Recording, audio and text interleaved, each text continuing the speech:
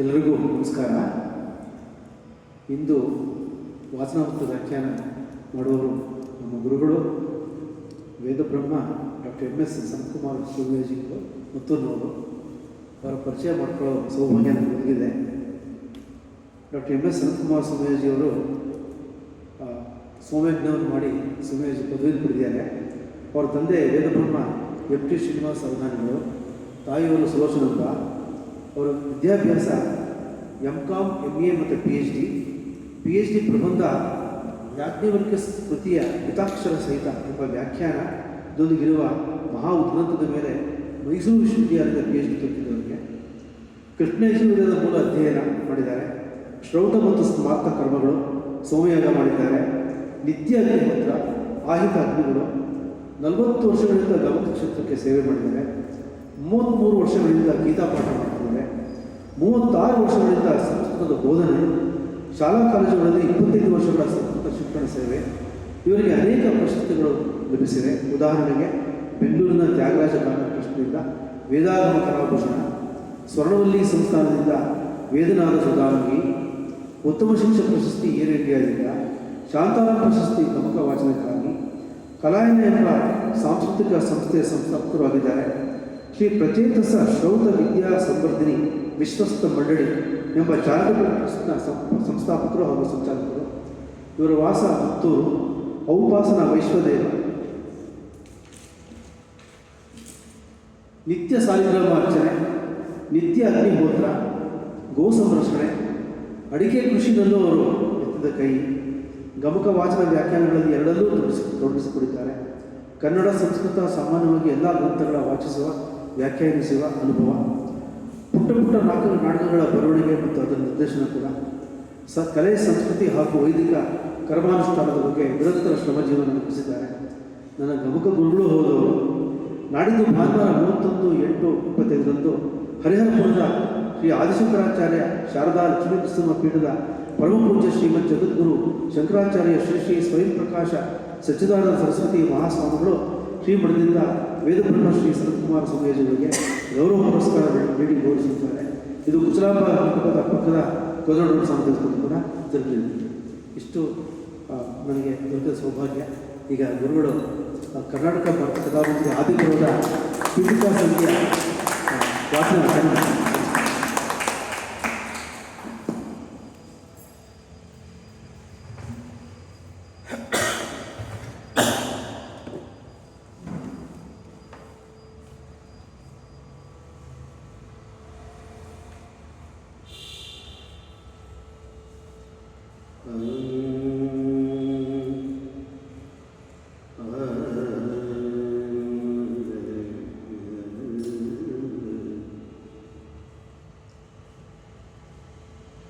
गजाननं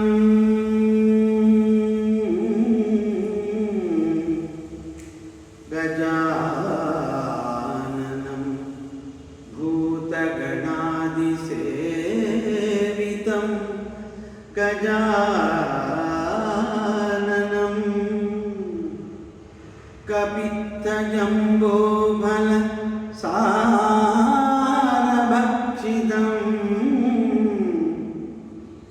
उमासुतं शोकविनाशकारणम्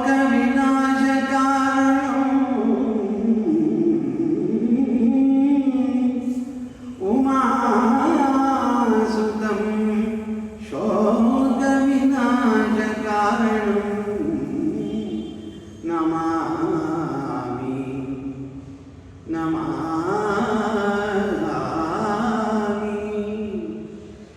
नमामि विघ्नेश्वर पादपङ्कजम्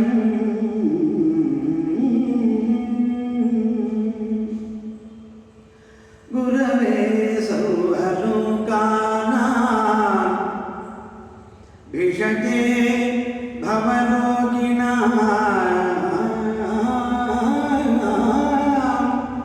निधये सर्वविद्यानां दक्षिणामूर्तये नमः।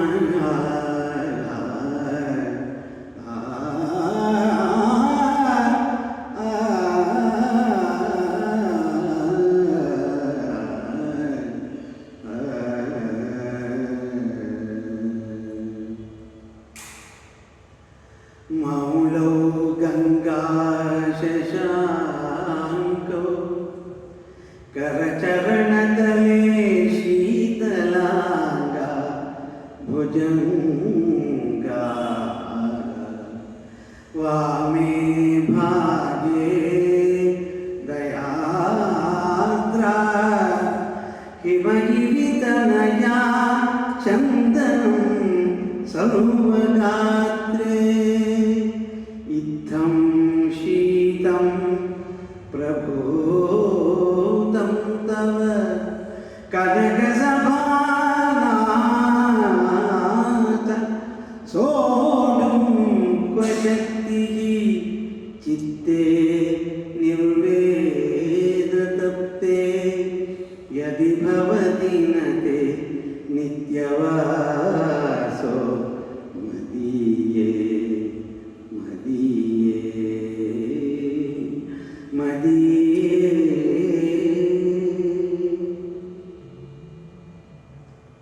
ಬಂಧುಗಳೇ ನಮಸ್ಕಾರ. ಪರಮೇಶ್ವರನ ತಲೆಯ ಮೇಲೆ ಗಂಗೆ ಇದ್ದಾಳೆ, ಶಶಾಂಕ ಚಂದ್ರ ಇದ್ದಾನೆ, ಪಕ್ಕದಲ್ಲಿ ಗಿರಿಜೆ ಇದ್ದಾಳೆ, ಮೈಗೆಲ್ಲ ಹಾವನ್ನು ಸುತ್ತಕೊಂಡಿದ್ದಾನೆ. ಎಲ್ಲ ಕಡೆಯಲ್ಲಿಯೂ ತಂಪು ತಂಪು ತಂಪು. ಆ ಗಿರಿಜೆಯೋ ಮೈಗೆಲ್ಲ ಗಂಧ ಪೂಸಿಕೊಂಡಿದ್ದಾಳೆ. ಮತ್ತೆ ದಯಾರ್ದ್ರೆ ಅತ್ಯಂತ ದಯೆ ಅವಳಿಗೆ. ಹಾಗಾಗಿ ಎಲ್ಲವೂ ಕೂಡ ಶೀತಮಯವಾಗಿದೆ. ಪರಮಾತ್ಮ ಸಾಲದು ಅಂತ ಹೇಳಿ ಆ ಹಿಮವತ್ ಪರ್ವತದ ಅಲ್ಲಿ ಬೇರೆ ಹೋಗಿ ತಪಸ್ಸು ಮಾಡ್ತಾ ಇದೆಯಾ ಅಲ್ವಾ? ಎಲ್ಲವೂ ಶೀತಮಯ, ಹೇಗೆ ತಡ್ಕೋತೀಯ? ಸನ್ನಿಪಾತದ ಜ್ವರ ಬಂದ್ಬಿಡುತ್ತೆ ನಿನಗೆ, ಶೀತ ವಿಷಮ ಶೀತ ಜ್ವರ ಬಂದ್ಬಿಡುತ್ತೆ. ನಾನು ಈ ಸಂಸಾರದಲ್ಲಿ ಹುಟ್ಟಿದ ಕೂಡಲೇ ನನ್ನ ಬೆನ್ನ ಹಿಂದೆ ಸಾವು ನನಗೆ ಬರುತ್ತೆ. ತಿಳುವಳಿಕೆ ಬಂದ ಕೂಡಲೇ ನಾನು ಸಾಯುವಂಥ ಜ್ಞಾನ ನನಗೆ ಅರ್ಥ ಆಗುತ್ತೆ. ಸಾಯುವ ಭಯ ನನಗಿದೆ. ಭಯ ಯಾವಾಗಲೂ ಉಷ್ಣವಾಗುತ್ತೆ. ನಿನಗೆ ಶೀತ, ನನಗೆ ಉಷ್ಣ. ಮತ್ತೆ ಹುಟ್ಟಬೇಕಲ್ಲ, ಮತ್ತೆ ಈ ಸಂಸಾರದಲ್ಲಿ ಬಾಲ್ಯ ದುಃಖ, ಗರ್ಭವಾಸದ ದುಃಖ, ಮತ್ತೆ ವಿದ್ಯಾಭ್ಯಾಸ ಮಾಡುವಾಗ ಉದ್ಯೋಗ, ಮತ್ತೆ ಸಂಸಾರ, ಆ ಮಕ್ಕಳು ಯಾವ ತರಹ ಮಕ್ಕಳು ಹುಟ್ಟುತ್ತಾರೋ ಗೊತ್ತಿಲ್ಲಲ್ಲ, ಯಾರ ಕೈಯಲ್ಲೂ ಕೂಡ ಇಲ್ಲವಲ್ಲ, ಸಂಕಲ್ಪವೇ ಇಲ್ಲ ನಮಗೆ ಯಾವ ಮಕ್ಕಳು ಹುಟ್ಟುತ್ತಾರೆ ಅಂತ ಹೇಳೋದಾದರೆ. ನಮಗೆ ಹುಟ್ಟಿರೋ ಮಕ್ಕಳು ಪರಿಣಾಮ ಆಗ್ತಾ ಇದ್ದಾರೆ, ಉದ್ದೇಶ ಆಗ್ತಾ ಇಲ್ಲ. ಉದ್ದೇಶವೇ ಒಳ್ಳೆಯ ಮಕ್ಕಳು ಅಂತಾದರೆ ತಂದೆ ತಾಯಿ ತಪಸ್ಸನ್ನು ಮಾಡೋದು ಬೇಡವೇ? ತಪಸ್ಸನ್ನು ಮಾಡಿದರೆ ಮಾತ್ರ ಮಹಾತ್ಮರು ಹುಟ್ಟುತ್ತಾರೆ. ಇಲ್ಲದೆ ಹೋದರೆ ಯಾವುದು ಹುಟ್ಟುತ್ತೋ ಅದನ್ನು ಸಾಕ್ತೇವೆ. ಯಾಕೆಂದ್ರೆ ಮೋಹ. ನಮ್ಮದು ಮಗು ಅದು ಹೇಗಾದರೂ ಇದೆ, ಕುಂಟನೋ ಕುರುಡನೋ ಹೇಳುವನೋ ಬುದ್ಧಿಮಾಂದ್ಯನೋ ಏನಾದರೂ ಕೂಡ ಜಗತ್ತೆಲ್ಲ ಚೀತು ಅಂತಂದ್ರೂ ಕೂಡ ನಮಗೆ ಆ ಮೋಹ ನಮ್ಮ ಮಗು ಅಲ್ವೇ? ಬೇಕಿತ್ತೇನು ನಮಗೆ ಆ ಮಗು? ಬೇಡ. ಯಾಕೆ ಬೇಡ ಅಂದರೆ ನಮಗೆ ಫಲದಲ್ಲಿ ಆಸಕ್ತಿ ಇದೆ, ಕರ್ಮದಲ್ಲಿ ಇಲ್ಲ, ಶ್ರಮದಲ್ಲಿ ಇಲ್ಲ. ಯಾವ ಮಗು ಬೇಕು ಅಂತ ಹೇಳಿ ಯಶೋದೆ ನಂದಗೋಪ ತಪಸ್ಸನ್ನು ಮಾಡಿದರು, ಯಾವ ದೇವಕಿ ವಸುದೇವರು ಕಶ್ಯಪ ದೇವಹೂತಿ ಇತ್ಯಾದಿ ಜನ್ಮಗಳಲ್ಲಿ ಜನ್ಮಾಂತರಗಳಲ್ಲಿ ಪರಮಾತ್ಮ ನೀನು ನನ್ನ ಗರ್ಭಕ್ಕೆ ಬರಬೇಕು ಅಂತ ತಪಸ್ಸನ್ನು ಮಾಡಿದರು, ಅಂಥ ತಪಸ್ಸು ಒಂದು ದಿವಸ ನಮ್ಮ ಕೈಯಲ್ಲಿ ಮಾಡೋಕ್ಕಾಗೋದಿಲ್ಲ. ಮದುವೆ ಆಯಿತು, ಗಂಡ ಹೆಂಡತಿ ಸೇರಿದರು, ಶಾರೀರಿಕ ಆಕರ್ಷಣೆ ಆಯಿತು, ಪರಸ್ಪರ ಸೇರಿದರು, ಯಾವುದು ಹುಟ್ಟತ್ತೋ ಅದು ಪರಿಣಾಮವಾಗತ್ತೆ. ನಾವು ಹುಟ್ಟಿದ್ದನ್ನು ಬೆಳೆಸ್ತೇವೆ. ಆದ್ದರಿಂದ ಪರಮಾತ್ಮ ಈ ವಿಷಮ, ಈ ದುಃಖದ, ಈ ಜ್ವರ, ಉಷ್ಣದ ಜ್ವರದಲ್ಲಿ ನಾನು ಒದ್ದಾಡ್ತಾ ಇದ್ದೇನೆ. ಮಕ್ಕಳ ಕಷ್ಟವೋ, ನನಗೆ ಜನ್ಮಾಂತರದ ಕಷ್ಟವೋ, ಅನಾರೋಗ್ಯವೋ, ಮತ್ತು ಸಾವಿನ ಭಯವೋ ಎಲ್ಲವೂ ಸೇರಿಕೊಂಡು ನಾನು ದುಃಖದಲ್ಲಿದ್ದೇನೆ. ನನಗೆ ಉಷ್ಣದ ಜ್ವರ, ನಿನಗೆ ಶೀತದ ಜ್ವರ. ಹಾಗಾದರೆ ಒಂದು ನಾವಿಬ್ಬರು ಕೂಡ ವಿನಿಮಯ ಮಾಡಿಕೊಳ್ಳೋಣ. ನೀನು ನನ್ನ ಹೃದಯಕ್ಕೆ ಬಂದು ಬಿಡು, ನಿನಗೂ ಬೆಚ್ಚಗಾಗತ್ತೆ, ನನಗೂ ಸ್ವಲ್ಪ ಶೀತವಾಗತ್ತೆ, ನನಗೂ ತಂಪಾಗತ್ತೆ, ನಿನಗೆ ಬೆಚ್ಚಗಾಗತ್ತೆ ಅಂತ ಹೇಳಿ ಒಬ್ಬ ಭಕ್ತ ಕರೆದ. ಹಾಗೆ ಆ ದಯಾಮಯನಾದ ಪರಮಾತ್ಮ ಎಲ್ಲರ ಹೃದಯಕ್ಕೆ ಬರಬೇಕು, ಹೃದಯದಲ್ಲಿ ವಾಸ ಮಾಡಬೇಕು. ಹೃದಯ ಅನ್ನುವ ಶಬ್ದ ಬಂದಿರೋದೇ ಹೃದಯ ಆಯತಿ ಅಂದರೆ ಈ ಜಾಗಕ್ಕೆ, ಆ ಹೃದಯ ಅನ್ನುವಂತಹ ಜಾಗಕ್ಕೆ ಪರಮಾತ್ಮ ಬರ್ತಾನೆ ಅನ್ನೋ ಕಾರಣಕ್ಕೆ ಅದು ಒಂದು ಜಾಗವನ್ನು ಅವನಿಗಾಗಿ ಕೊಟ್ಟ ಭಗವಂತ. ನನಗಾಗಿ ಒಂಚೂರು ಜಾಗ ಇಟ್ಕೊಳ್ಳಪ್ಪ, ಬರೀ ರಕ್ತ ಮಧ್ಯೆ ಮೇಧ ಸೂರ ಕಫ ವಾತ ಎಲ್ಲವನ್ನೂ ಸೇರಿಸ್ಕೊಂಡ್ಬಿಟ್ಟಿದೀಯಾ, ನಿನ್ನ ದೇಹದಲ್ಲಿ ನನಗೆ ಜಾಗ ಇಲ್ಲ, ಒಂದು ಜಾಗವನ್ನು ನನಗೆ ಕೊಡು, ಅದೇ ಹೃದಯ. ಆ ಹೃದಯದಲ್ಲಿ ಒಂದಿಷ್ಟು ಜಾಗವನ್ನು ನನಗೆ ಕೊಡು ಅಂತ ನಾವು ಕೊಡೋಕ್ಕೆ ತಯಾರಿಲ್ಲ. ಅಲ್ಲಿ ಕಾಮವೋ ಕ್ರೋಧವೋ ಲೋಭವೋ ಮೋಹವೋ ಮದವೋ ಮಾತ್ಸರ್ಯವೋ ಎಲ್ಲವನ್ನೂ ಕೂಡ ಆ ಜಾಗದಲ್ಲಿ ಕಸಗಳನ್ನು ತುಂಬಿಕೊಂಡು ಹೇಗಾಯಿತು ಪರಮಾತ್ಮ, ಅಲ್ಲೂ ನಿನಗೆ ಜಾಗ ಇಲ್ಲ ಅಂತ ಹೇಳಿ ನಾವು ಆ ಹೃದಯದಲ್ಲೂ ಭಗವಂತನಿಗೆ ಜಾಗವನ್ನು ಕೊಡ್ತಾ ಇಲ್ಲ. ಆ ಹೃದಯದ ಶಬ್ದ ಹೃದಯ ಆಯತಿ, ಆ ಹೃದಯಕ್ಕೆ ಪರಮಾತ್ಮನೇ ಬರಬೇಕು ಅಂತ ಹೇಳಿ ಆ ಕವಿಯ ಪ್ರಾರ್ಥನೆ ಎಷ್ಟು ಚೆನ್ನಾಗಿದೆ ಅಂದರೆ, ನಿನಗೆ ಉಷ್ಣ ಬೆಚ್ಚಗಾಗತ್ತೆ, ನನಗೆ ತಂಪಾಗತ್ತೆ ಅಂತ ಹೇಳುವ ಅರ್ಥ, ನನ್ನ ಹೃದಯಕ್ಕೆ ನೀನು ಬಾ, ನಿನ್ನನ್ನು ಸದಾ ಧ್ಯಾನ ಮಾಡುವಂಥ ಒಂದು ಯೋಗವನ್ನು ನನಗೆ ಕರುಣಿಸುವುದು ಹೇಳಿ ಪ್ರಾರ್ಥನೆಯನ್ನು ಮಾಡುವುದರೊಂದಿಗೆ ನಮ್ಮ ಇವತ್ತಿನ ಏನು ಪ್ರಸ್ತಾವವನ್ನು ಇಟ್ಕೊಂಡು ಬಂದಿದ್ದೇನೆ ಆ ಪ್ರಸ್ತಾವವನ್ನು ನಿಮ್ಮ ಮುಂದೆ ಇಡ್ತೇನೆ.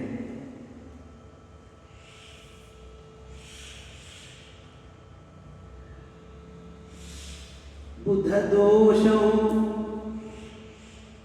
ಗುಣದೋಷೌ ಬುಧೋ ಗೃಹ್ಣನ್ ಇಂದುಕ್ಷ್ವೇಡಾ ವಿವೇಶ್ವರಃ ಶಿರಸಾ ಶ್ಲಾಘತೆ ಪೂರ್ವಂ ಪರಂ ಕಂಠೆ ನಿಯಚ್ಛತಿ. ಕುವಲಯಾನಂದ ಅಂತಕ್ಕಂಥ ಒಂದು ಗ್ರಂಥದಲ್ಲಿ ಅಪ್ಪಯ್ಯ ದೀಕ್ಷಿತರು ಉದಾಹರಿಸತಕ್ಕಂಥ ಒಂದು ಶ್ಲೋಕ ಇದು. ಪರಮೇಶ್ವರ ಸಮುದ್ರ ತೀರಕ್ಕೆ ಬಂದ, ಸಮುದ್ರವನ್ನು ಕಡೆಯುವಾಗ ವಿಷ ಬಂತು, ಅವನಿಗೆ ಕೊಟ್ಟರು, ಅವ ತಿಂದ. ಹಾಗೆ ಚಂದ್ರ ಬಂದ, ಚಂದ್ರನನ್ನು ತಲೆಯ ಮೇಲೆ ಇಟ್ಟುಕೊಂಡ, ನುಂಗಿದ ವಿಷವನ್ನ ಚಂದ್ರನನ್ನು ಜಗತ್ತಿಗೆ ಕೊಟ್ಟ. ಏನು ಹೇಳ್ತಾ ಇದೆ ಇದು ಅಂದರೆ, ಬಂಧುಗಳೇ, ಯಾರಲ್ಲಿ ಯಾವುದೇ ವಿಧವಾದಂತಹ ಗುಣದೋಷಗಳು ಎಲ್ಲರಲ್ಲೂ ಇರುತ್ತಲ್ಲ, ಗುಣ ಕಂಡು ಕೂಡಲೇ ಜಗತ್ತಿಗೆ ಹೇಳಿ, ದೋಷ ಕಂಡು ಕೂಡಲೇ ನಿಮ್ಮಲ್ಲೇ ಇಟ್ಕೊಳ್ಳಿ. ಒಮ್ಮೆ ವೆಂಕಟಾಚಲ ಅವಧೂತರು ಅಂತ ಹೇಳಿ ನಮ್ಮಲ್ಲಿ ಬಹಳ ದೊಡ್ಡ ಜ್ಞಾನಿಗಳಿದ್ರು. ಅವ್ರ ಮನೆಗೆ ಹೋದೆ, ದೇವರ ಮನೆಯಲ್ಲಿ ನನಗೆ ಕೂರಿಸಿದರು. ಅಲ್ಲೂ ಕೆಲವು ಶ್ಲೋಕಗಳನ್ನು ಬರೆಯಲಾಗಿತ್ತು. ಗುರುಗಳೇ, ಯಾರು ಬರೆದಿದ್ದು ಈ ಶ್ಲೋಕನ? ಯಾಕೆ ಹೇಳಿ? ಅಲ್ಲ, ಯಾರು ಬರೆದಿದ್ದು ಯಾಕೆ ಹೇಳಿ? ಏನಾದ್ರು ದೋಷ ಇದೆಯಾ? ದೋಷ ಇದೆಯಾ? ದೋಷ ಇದ್ದರೆ ನಾವು ತಿದ್ಕೋಬೇಕಲ್ವೇ? ದೋಷ ಇದ್ದರೆ ತಿದ್ಕೋಬೇಕಲ್ವೇ? ಅದರ ಅರ್ಥ ಆಯಿತು, ನೀನು ತಿದ್ದುಕೋ ಅಷ್ಟೇನೆ, ಯಾರನ್ನು ತಿದ್ದಕ್ಕೆ ಹೋಗ್ಬೇಡ. ಇದು ಪ್ರಪಂಚದಲ್ಲಿ ನಾವು ಕಲಿಬೇಕಾದಂಥ ಮೊದಲ ಪಾಠ. ಆ ಪಾಠದಲ್ಲಿ ಯಾರು ಕೂಡ ನಾನು ಇಷ್ಟೆಲ್ಲ ಡಿಗ್ರಿ ಮಾಡಿರೋದನ್ನೆಲ್ಲ ಅವ್ರು ಹೇಳಿದ್ರಲ್ಲ, ಇನ್ನು KG ಕ್ಲಾಸಲ್ಲಿದ್ದೇವೆ, ನಾವು ಯಾರೂ ಡಿಗ್ರಿ ಬಂದಿಲ್ಲ, ಇಷ್ಟು ದೊಡ್ಡ ದೊಡ್ಡ ನಾವು ಪದವಿ ಪತ್ರಗಳನ್ನು ಇಟ್ಕೊಂಡಿದ್ರು ಕೂಡ ಜೀವನದಲ್ಲಿ ಕಲಿಯಬೇಕಾದಂತಹ ಗುಣಗಳಲ್ಲಿ ಎಲ್ಲವನ್ನೂ ಕೂಡ ನಾವು ದೂರದಿಂದಲೇ ಬಹಳ ಒಳ್ಳೆಯದು ಅಂತಿದ್ದೇವೆ ವಿನ ನಾವು ರೂಢಿಸ್ಕೊಂಡೇ ಇಲ್ಲ. ನಾನು ಇಲ್ಲಿ ಬಂದೆ 300 ಕಿಲೋಮೀಟರಿಂದ. ಚಂದ್ರಕಾಂತ್ ಅವರು, ಗುರುಗಳೇ ನೀವೇನು ಹೇಳಬೇಡ, ಪ್ರಾರ್ಥನಾ ಪದ್ಯಗಳನ್ನು ಹಾಡ್ಬಿಡಿ, ಅದನ್ನು ಅನುವಾದ ಮಾಡಬೇಡಿ. ನಮ್ಮ ಚಂದ್ರಕಾಂತ್ ಅವರ ಒಂದು ಸ್ವಭಾವ ಏನಂದರೆ, ಅವರು ಸ್ವತಃ ಒಳ್ಳೆಯ ಕಲಾವಿದರು, ಅಪಾರವಾದಂತಹ ರಾಗಜ್ಞಾನಗಳು, ಸಾಹಿತ್ಯ ಜ್ಞಾನ ಎಲ್ಲ ಇದೆ. ಅವರಲ್ಲಿ ಏನು ಅಂದರೆ, ಒಂದು ಸಣ್ಣ ಮಗು ಬಾಯಿ ಬಿಟ್ಟುಕೊಂಡೇ ಆ ಮಗುವಿನಲ್ಲಿ ಏನೋ ಒಂದು ಗುಣ ಹುಡುಕಿ ಬಹಳ ಒಳ್ಳೆಯ, ತುಂಬ ಚೆನ್ನಾಗಿದೆ. ಆ ಗುಣವನ್ನು ಶ್ಲಾಘನೆ ಮಾಡುವಂಥ ದೋಷ ಕಂಡರೆ ಅವರಿಗೆ ಮಾತ್ರ ತಿಳಿಸ್ತಾರೆ. ನಾವೇನು ಮಾಡ್ತೇವೆ? ಉಲ್ಟಾ ಮಾಡ್ತೇವೆ. ಗುಣ ಕಂಡ್ರೆ ಶಬಾಷ್ ಚೆನ್ನಾಗಿದೆ ಅಂತ ಹೇಳಿ ಬೆನ್ನು ತಟ್ಟಿ ಹೋಗ್ಬಿಡ್ತೇವೆ, ಬೇರೆಯವರಿಗೆ ಅರಿವು ಹೇಳೋದಿಲ್ಲ. ದೋಷ ಕಂಡುಕೊಂಡೇ ಸಭೆಯಲ್ಲೇ ಹೇಳುವಂಥ ಅವಕಾಶ. ಯಾಕೆ? ನನಗೆ ಗೊತ್ತಿದೆ ಆ ವಿಷಯ ಹೆಚ್ಚಾಗಿ ಅನ್ನೋದು. ಇದು ಬದಲಾಗಬೇಕು. ಗುಣವನ್ನು ಜಗತ್ತಿಗೆ ತೋರಿಸ್ಬೇಕು. ಭಗವಂತ ಚಂದ್ರನನ್ನು ಜಗತ್ತಿಗೆ ಕೊಟ್ಟ ಗುಣ ವಿಷ, ಹಾಲ ವಿಷ ನುಂಗಿದ ದೋಷವನ್ನು ಯಾರಿಗೂ ಹೇಳಬೇಕಾಗಿಲ್ಲ, ನಾವಾಗಿ ತಿಳ್ಕೊಳ್ಬೇಕು. ಈ ಎರಡು ಸಂಸ್ಕೃತ ಶ್ಲೋಕದೊಂದಿಗೆ ನಾವು ಮುಂದುವರಿಯೋಣ. ನಿಮಗಂತವ್ರಿಗೆ ಬಹಳ ಪ್ರಿಯವಾದ ಶ್ಲೋಕ, ಇದನ್ನು ಮತ್ತೆ ಬದಲಾವಣೆ ಮಾಡೋಣ.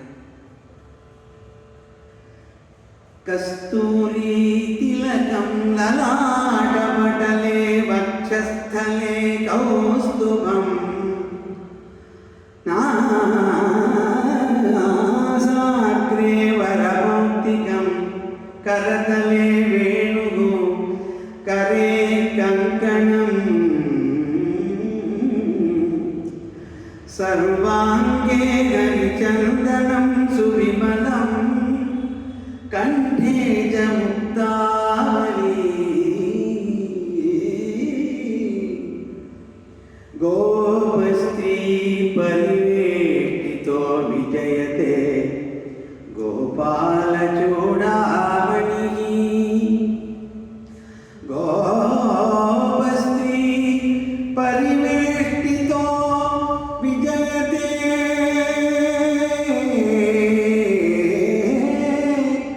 ಗೋಪಾಲ ಚೂಡಾಮಣಿ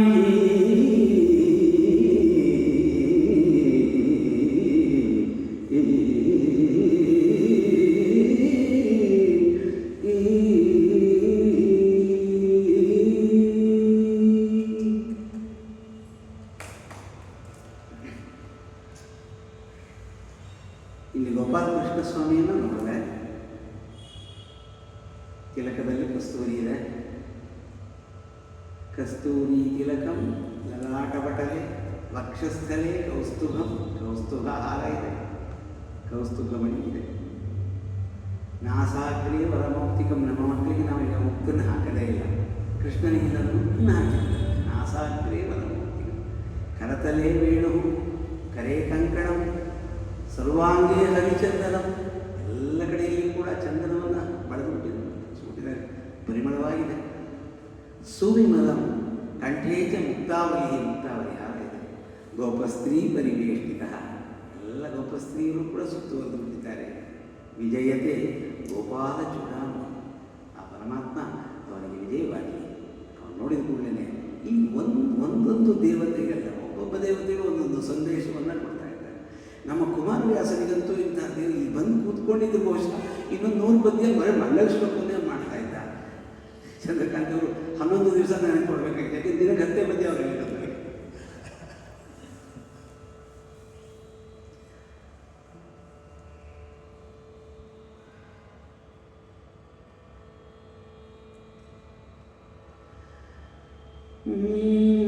ಶ್ರೀವನಿತೆಯ ರಸನೆ ವಿಮಲ ರಾಜೀವ ಪೀಠನ ಪಿತನೆ ಜಗಗತಿ ಪಾವನನೆ ಸನಕಾದಿ ಸಜ್ಜನ ನಿಕರದಾಕಾರ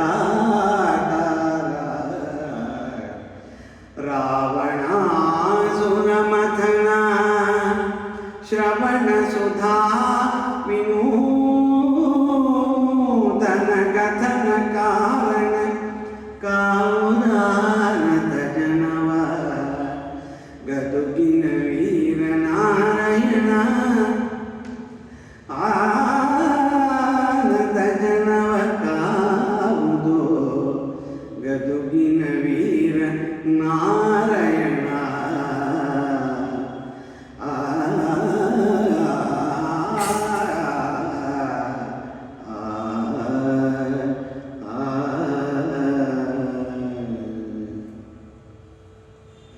ಲಕ್ಷ್ಮೀಪತಿ ಇಡೀ ಪದ್ಯವನ್ನು ನೋಡಿದಾಗ ಬಂಧುಗಳೇ, ನಿಮಗೆ ಇದು ಕನ್ನಡದ ಪದ್ಯವೋ ಸಂಸ್ಕೃತದ ಪದ್ಯವೋ ಅಂತ ನೀವು ಹುಡುಕಬೇಕಾಗಿದೆ. ಕವಿ ಎಷ್ಟು ಜಾಣ ಅಂದರೆ ಸಂಸ್ಕೃತದ ಶಬ್ದಕ್ಕೆ ಕನ್ನಡದ ಪ್ರತ್ಯಯವನ್ನು ಕೂರಿಸ್ಬಿಟ್ಟು ಇದನ್ನು ಕನ್ನಡ ಕಾವ್ಯ ಮಾಡಿದ್ದಾರೆ. ಇಡೀ ಕುಮಾರವ್ಯಾಸನಿ ಶ್ರೀವನಿತೆಯ ರಸನೆ ಹುಡುಕಿಬಿಟ್ರೆ ಸಂಸ್ಕೃತ ಜ್ಞಾನ ಇಲ್ಲದೆ ಇರೋರು ಯಾರು ಇದಕ್ಕೆ ಅರ್ಥ ಮಾಡೋಕ್ಕಾಗೋದಿಲ್ಲ. ಯಾಕೆಂದರೆ ಕನ್ನಡ ಶಬ್ದವೇ ಇಲ್ಲ. ಅರಸ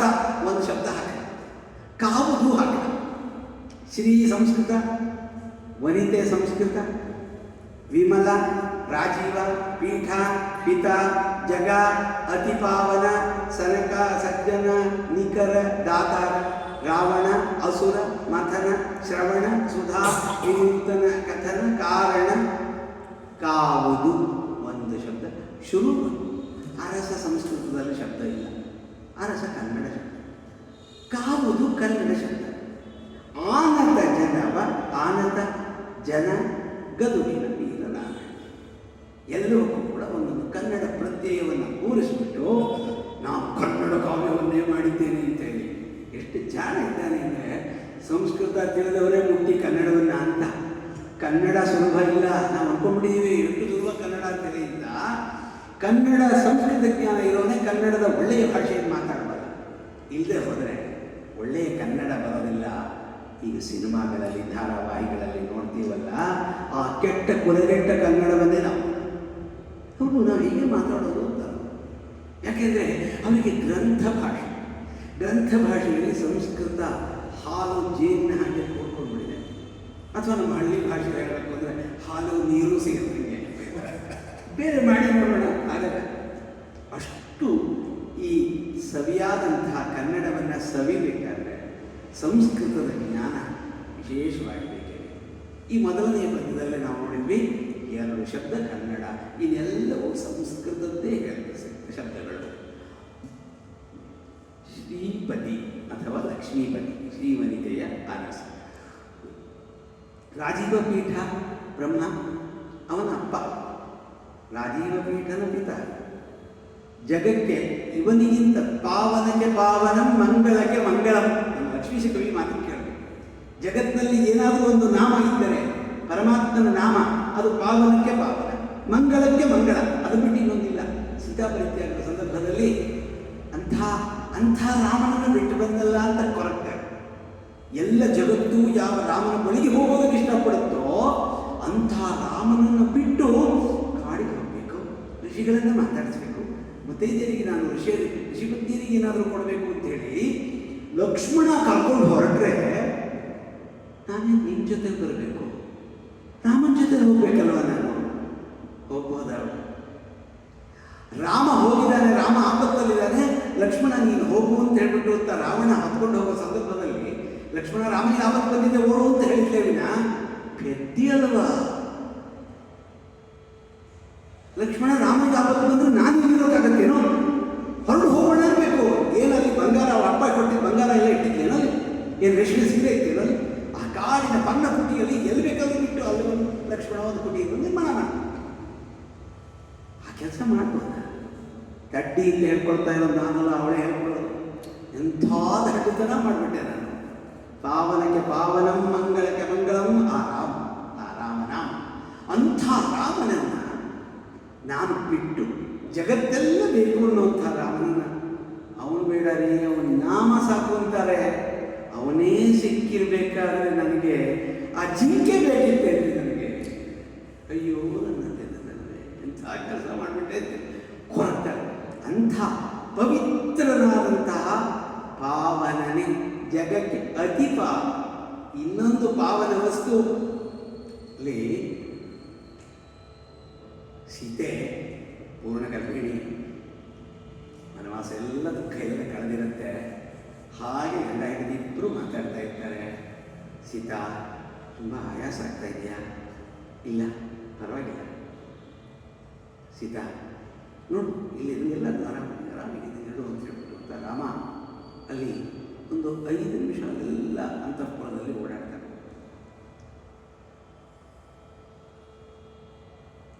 ಲಕ್ಷ್ಮಣ ಚಿತ್ರಶಾಲೆಯಲ್ಲಿ ಏನಾಗಿದೆ ನೋಡು, ಎಲ್ಲಿ ತನಕ ಚಿತ್ರ ಬಂದ ಹೇಳ್ದ, ಎಲ್ಲಿ ತನಕ ಆಗಿದೆಯಪ್ಪ? ದೇವ್ಯಾ ಅಗ್ನಿಶುದ್ಧಿ ಪರ್ಯಂತಂ ಅಂತ ಹೇಳಿದ ಕೂಡಲೇ ಶರಪ್ಪದ ರಾಮ ತೀರ್ಥೋದಕಂಚ ವಂದಿಷ್ಟ ನಾಣ್ಯದ ಶುದ್ಧಿ ಮರಹತಃ. ಗಂಗೆಯನ್ನು ಪವಿತ್ರ ಮಾಡೋದಕ್ಕೆ ಇನ್ನೊಂದು ಬೇಕೇನು ನೀರು? ಗಂಗೆ ಜಗತ್ತನ್ನೆಲ್ಲ ಪವಿತ್ರ ಮಾಡುವಾಗ ಗಂಗೆಯನ್ನು ಪವಿತ್ರ ಮಾಡ್ತೀನಿ ಅಂತ ಯಾರಾದರೂ ಇನ್ನೊಂದು ನೀರನ್ನ ಪುಣ್ಯ ಮಾಡಿರೋ ನೀರಿದೆ ಅದನ್ನು ತಗೊಂಡೋಗಿ ಅರ್ಚನೆ ಮಾಡ್ತೀನಿ ಯಾರಾದರೂ ಹೋಗ್ತಾರೆ.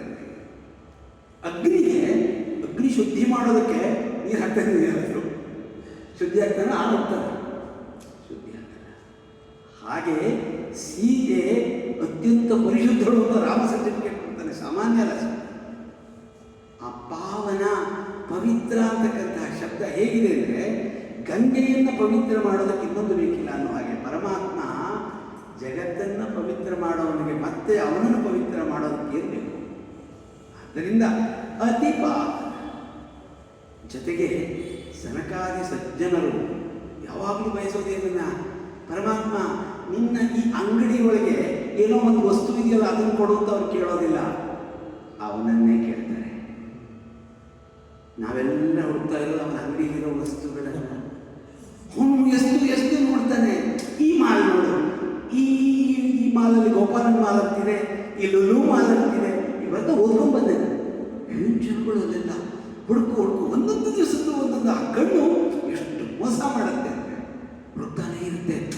ಈ ಕುರ್ಚಿ ಕುಮಾರವ್ಯಾಸ ಮಠದಲ್ಲಿ ಇತ್ತಲ್ಲ, ಇದು ನಮ್ಮ ಮನೆಯಲ್ಲಿ ಇಲ್ಲ ರೀ, ನಾವು ತಗೊಂಡು ಹೋಗ್ಬೇಕು, ಮನೆಯೆಲ್ಲ ಕೊಡೋ ಮಾಡಿ ಅಂಗಡಿ ಮಾಲೀಕನ್ನು ನೀವು ಮಾಡ್ಕೊಳ್ಳಿ. ಅಂಗಡಿ ಮಾಲೀಕ ಇದ್ದಾನಲ್ಲ ಅವನನ್ನು ಕೇಳ್ತಾರೆ ಸರ್ಕಾರಿಗಳು, ನೀನು ನನ್ನವನಾಗು ಸಾಕು, ನಿನ್ನ ವಸ್ತುಗಳು ಏನೂ ಬೇಡ. ಹಾಗಾಗಿ ಯಾವಾಗ ಏನು ಬೇಕಾದ್ರೂ ನೀನು ಕೊಡೋ ನೀನೇ, ಅದರಿಂದ ನೀನು ನನ್ನ ಮಲ್ಲಿಗಾಗ. ಸನಕಾದಿ ಸಜ್ಜನ ನಿಖರಕ್ಕೆ ಏನು ಹೇಳಿದ್ರೆ ಕೊಡ್ತಾನೆ ಅಂತ ಪರಮಾತ್ಮ ರಾಮನಾಗಿ ದುಷ್ಟ ರಾವಣನನ್ನು ಕೊಂದ. ರಾವಣಾಸುರ ಮಥನ, ಪ್ರತಿ ಅಕ್ಷರದಲ್ಲೂ ಕೂಡ ಅವನು ಎರಡನೇ ಅಕ್ಷರನ ವಕಾರ ಮಾಡಿದ ನೋಡಿ. ಶ್ರೀವ ಜೀವ ಪಾವ ರಾವ ಧಾವಿ ಕಾವು, ಎರಡನೇ ಅಕ್ಷರ ವಕಾರ ಪ್ರಾಸವನ್ನು ಇಟ್ಕೊಂಡಿದ್ದಾನೆ ಕವಿ ಭಾಮಿನಿ ಷಟ್ಪದಿಯಲ್ಲಿರ್ತಕ್ಕಂಥ ಈ ಕುಮಾರವ್ಯಾಸ. ಯಾಕೆ ಎಷ್ಟು ಪ್ರಸಿದ್ಧಿ ಸಿಕ್ತು ಇವನಿಗೆ? ಯಾಕಿಂತ ಮಂಟಪ ಇಷ್ಟು ಅದ್ಭುತ ಮಾಡಿದ್ದೀರಿ? ಅವನ ಕಾವ್ಯದ ಸಾಮರ್ಥ್ಯವೇ ಗಂಡು ಕವಿ. ಗಂಡು ಕವಿ ಗದಗಕ್ಕೆ ಹೋದೆ, ಕಾರ್ಯಕ್ರಮಗಳು ಮಾಡಿದ್ವಿ. ಕೋಳಿವಾಡಕ್ಕೆ ಹೋದ್ವಿ, ಎಲ್ಲ ಕಾರ್ಯಕ್ರಮವನ್ನು ಮಾಡಿದ್ವಿ. ದಿವಂಗತ ಕೀರ್ತಿನಾಥ ಕೃತುಕೋಟಿಯವರು, ನಮಗಿನ್ನೂ ಪ್ರಾಯ 20-25 ಪ್ರಾಯ. ಇಷ್ಟೆಲ್ಲ ಜಗತ್ತಿನಲ್ಲಿ ಯಾರು ಏನು ಅನ್ನೋ ಅಷ್ಟು ತಿಳುವಳಿಕೆಯಿಂದ ಬಂದಿರಿ. ಕೃತುಕೋಟಿಯವರು ಬೆನ್ತಟ್ಟಿ, ತುಂಬ ಚೆನ್ನಾಗಿ ಹಾಡ್ತೀಯ ಕಣಪ್ಪ, ಒಳ್ಳೆಯ ವಿಷಯ ಇದೆ ಅಂತ. ಕೃತುಕೋಟಿ ಇಡೀ ಕುಮಾರವ್ಯಾಸನ 8600 ಪದ್ಯಗಳನ್ನು ಬಾಯಿ, 10 ಪರ್ವವೂ ಬಾಯಿ. ಅಂಥ ಮಹಾತ್ಮನ ದರ್ಶನ ಒಂದು ಸಾರಿ ಆಗಿದೆ ನನಗೆ. ಅಂಥ ಕೃತುಕೋಟಿಗಳು ಗಂಡು ಕವಿಪ ಸಾಮಾನ್ಯ ಅಲ್ಲ. ಅದು ನಮ್ಮ ಧಾರವಾಡದ ಭಾಷೆನೇ ಗಂಡು ಭಾಷೆ. ಗಂಡು ಮೆಟ್ಟಿದ ನಾಡು ಅಂತ ನಮ್ಮ ಪ್ರಾಣೇಶ ಪದೇ ಪದೇ ಹೇಳ್ತಿರ್ತಾರೆ. ನನ್ನನ್ನು ಯಾಕೆ ನೀವು ಇಷ್ಟಪಡ್ತೀನಿ ಅಂದರೆ ನಮ್ಮ ಭಾಷೆ ಕಾರಣ. ಹಾಗೆ ರಾವಣನನ್ನು ಕೊಂದ. ಶ್ರವಣ ಸುಧಾ ವಿನೂತನ ಕಥನ ಕಾರಣ. ನಮಗೆ ನಿತ್ಯವೂ ಹೊಸ ಹೊಸ ಕಥೆಯನ್ನು, ಚರಿತ್ರೆಯನ್ನು ಕೊಡೋನು. ತೆಗೆದು ನೋಡಿ ಭಾಗವತವನ್ನು, 12 ಸ್ಕಂದದಲ್ಲಿ ಅದೆಷ್ಟು ಕಥೆಗಳು, ಅದೆಷ್ಟು ಉಪಕಥೆಗಳು, ಆ ಪರಮಾತ್ಮನ ಎಷ್ಟು ದಿವ್ಯವಾದಂತಹ ಚರಿತ್ರೆಗಳು, ಒಂದಲ್ಲ ಎರಡಲ್ಲ. 4ನೇ ಸ್ಕಂದದಲ್ಲಿ ದಕ್ಷಯಜ್ಞ ಬರುತ್ತೆ.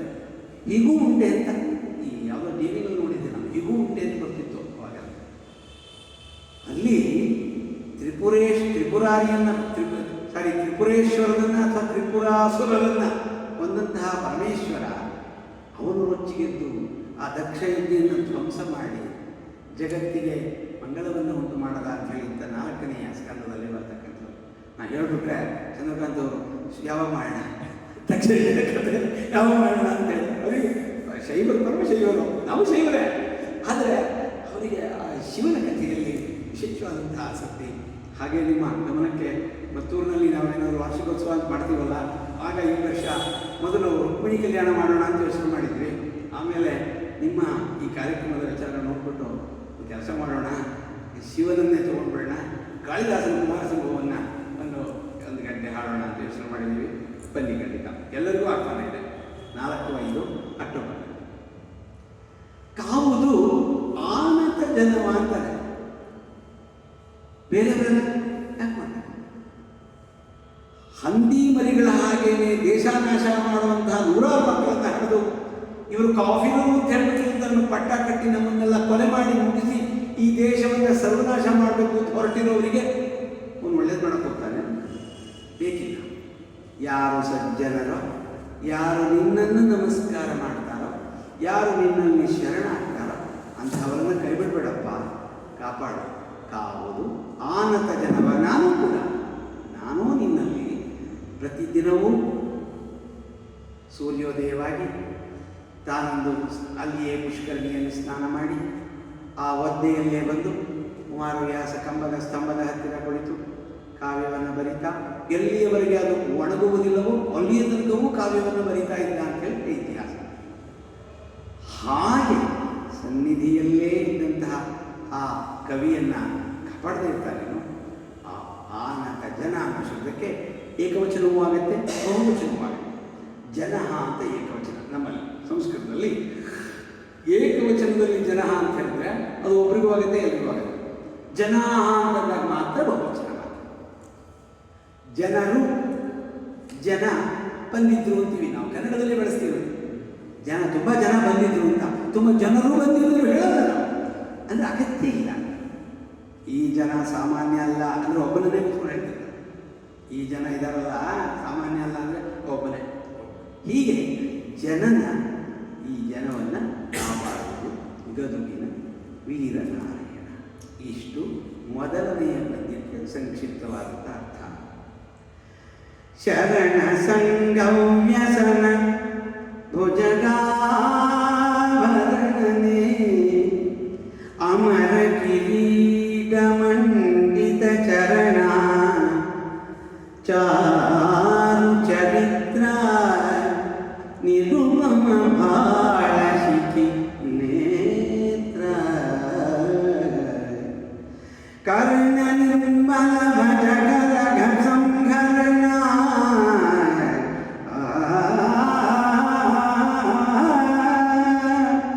ಕರ್ಣ ನಿರ್ಮಲ ಭಜಗಲ ಅಘ ಸಂಹರಣ ದಂತಿ ಚಮೂರು ಚಂಪಾಂಬರನೆ ಸಲಹುಗೆ ಭಕುತ ಜನರನು ಸಲಹುಗೆ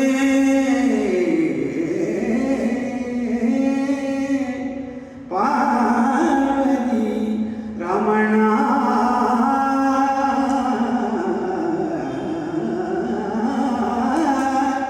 ಭಕ್ತ ಜನರನು ಸಲಹುಗೆ ಪಾರ್ವತಿ ರಮಣ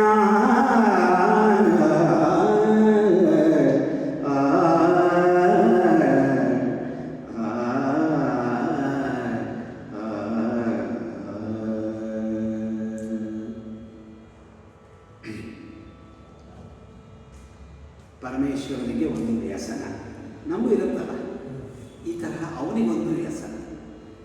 ಅದು ನಮಗಿಲ್ಲ. ಯಾಕಿಲ್ಲ ಅಂದರೆ ನಮಗೆ ಹೊತ್ತೆ ಹೋಗೋಲ್ಲ. ಸಜ್ಜನರ ಜೊತೆಯಲ್ಲಿದ್ದರೆ, ದುಷ್ಟರ ಜೊತೆಯಲ್ಲಿದ್ದರೆ ತುಂಬ ಬೇಗ ಹೊತ್ತು ಹೋಗುತ್ತೆ. ಈ ದುಷ್ಟು ಮೊಬೈಲು, ಈ ದುಷ್ಟು ಟಿ ವಿ, ಆ ದುಷ್ಟು ಮಾತುಗಳನ್ನು ಆಡೋ ಜನ ಅವರೆಲ್ಲ ಹೇಗೆ ಹೊತ್ತು ಹೋಗುತ್ತೆ. ನಾವು ರಾತ್ರಿ 11ಕ್ಕೆ ಸೇರಿದ್ವಿ, ಬೆಳಕು ಹರಿತು 6 ಗಂಟೆಗೆ, ಹೊತ್ತು ಹೋಗಿದ್ದೇ ಗೊತ್ತಾಗಿಲ್ಲ ಅಂತ ಬೇಡದ ಮಾತೆ ಆಡಿದ್ರು, ಬೇಡದ್ದೇ ನೋಡಿರೋದು, ಬೇಡದ್ದೇ ವ್ಯಸನ ಮಾಡೋದು, ಹಾಗಾಗಿ ಹೊತ್ತು ಹೋಗೋದಿಲ್ಲ.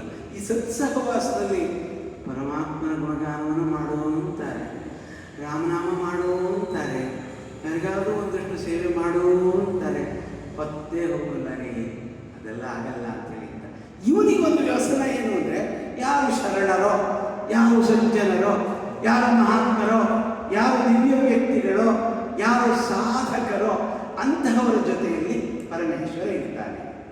ಅವನಿಗೆ ಅವರ ಜೊತೆಯಲ್ಲಿರುವುದೇ ಒಂದು ವ್ಯಸನ. ರಾಜಸೂಯ ಯಾಗ ಎಲ್ಲ ಆಯಿತು. ಒಂದು ಸಭೆ ಸೇರಿತು. ಸಭೆಯಲ್ಲಿ ಕೃಷ್ಣ ಇದ್ದಾನೆ. ವಸುದೇವ, ದೇವಕಿ, ಕೃಷ್ಣನ ಅಷ್ಟಮಹಿಷಿಯರು ಎಲ್ಲರೂ ಕೂಡ ಒಂದು ಸಭೆ ಸೇರಿದರು. ಯಾಕಾಗಿ? ವೋಟ್ ಫಾರ್ ಥ್ಯಾಂಕ್ಸ್, ಬೀಳ್ಕೊಡುಗೆ ಸಮಾರಂಭ, ಎಲ್ಲ ಬಂದಿದ್ದೀರಿ, ತುಂಬ ಸಂತೋಷ ಆಯಿತು ಅಂತ ಹೇಳಿ ಉಡುಗೊರೆಗಳನ್ನು ಕೊಟ್ಟು ಎಲ್ಲರನ್ನು ಕಳಿಸುವ ಸಂದರ್ಭ. ಆಗ ಧರ್ಮರಾಜ ವಸುದೇವನ ಹತ್ರ ಮಾತಾಡ್ತಾನೆ. ಮಾವ, ಎಷ್ಟು ಸಂತೋಷ ಆಯಿತು ನೀವು ಬಂದಿದ್ದು, ಇವೆಲ್ಲ ಬಂದಿದ್ದು ನನಗೆ ಶಬ್ದಗಳನ್ನೇ ಹೇಳೋಕ್ಕಾಗೋದಿಲ್ಲ ಮಾವ. ನನಗಂತೂ ಆ ಕೃಷ್ಣನನ್ನು ಬಿಟ್ಟಿರೋಕ್ಕೆ ಆಗೋದಿಲ್ಲ. ಅವನು ದ್ವಾರಕೆಯಿಂದ ಬರಬೇಕಲ್ಲ, ಅಲ್ಲೆಲ್ಲಿಂದೋ ಬರಬೇಕು ಅಂದ್ರೆ ನನಗಾಗೋದಿಲ್ಲ. ಕೃಷ್ಣ ಅಂದ್ಕೊಂಡೆ ನಾನು ಎದುರಲ್ಲಿ ಇದ್ಬಿಡ್ಬೇಕು.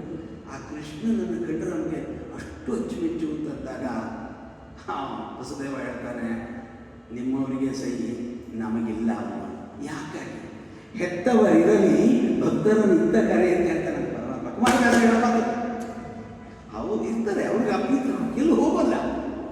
ಭಕ್ತರನ್ನ ಹತ್ತಿರ ಕರೆಯೋ, ಭಕ್ತರು ಬೇಕು ನನಗೆ. ಇದು ಶರಣ ಸಂಘ ವ್ಯಸನ ಅಂದರೆ ಕೃಷ್ಣನನ್ನೇ ಇಟ್ಕೊಂಡಿರೋದು. ಇವರು ಹೇಳೋದೇ ಮುಂದೆ ತಿಳಿಯ ಹೇಳುವೆ ಕೃಷ್ಣ ಕಥೆಯನು. ಇನ್ಯಾವ ಚರಿತ್ರೆಯನ್ನು ಹೇಳೋಕೆ ಹೊರಟಿಲ್ಲ, ಕೃಷ್ಣನ ಕಥೆಯನ್ನು ಹೇಳಕೊಟ್ಟಿದ್ದಾನೆ. ಆ ಹರಿಯಲ್ಲಿ ಹಾರದಲ್ಲಿ ಕುಮಾರವ್ಯಾಸನಿಗಂತೂ ಭೇದವಿಲ್ಲ.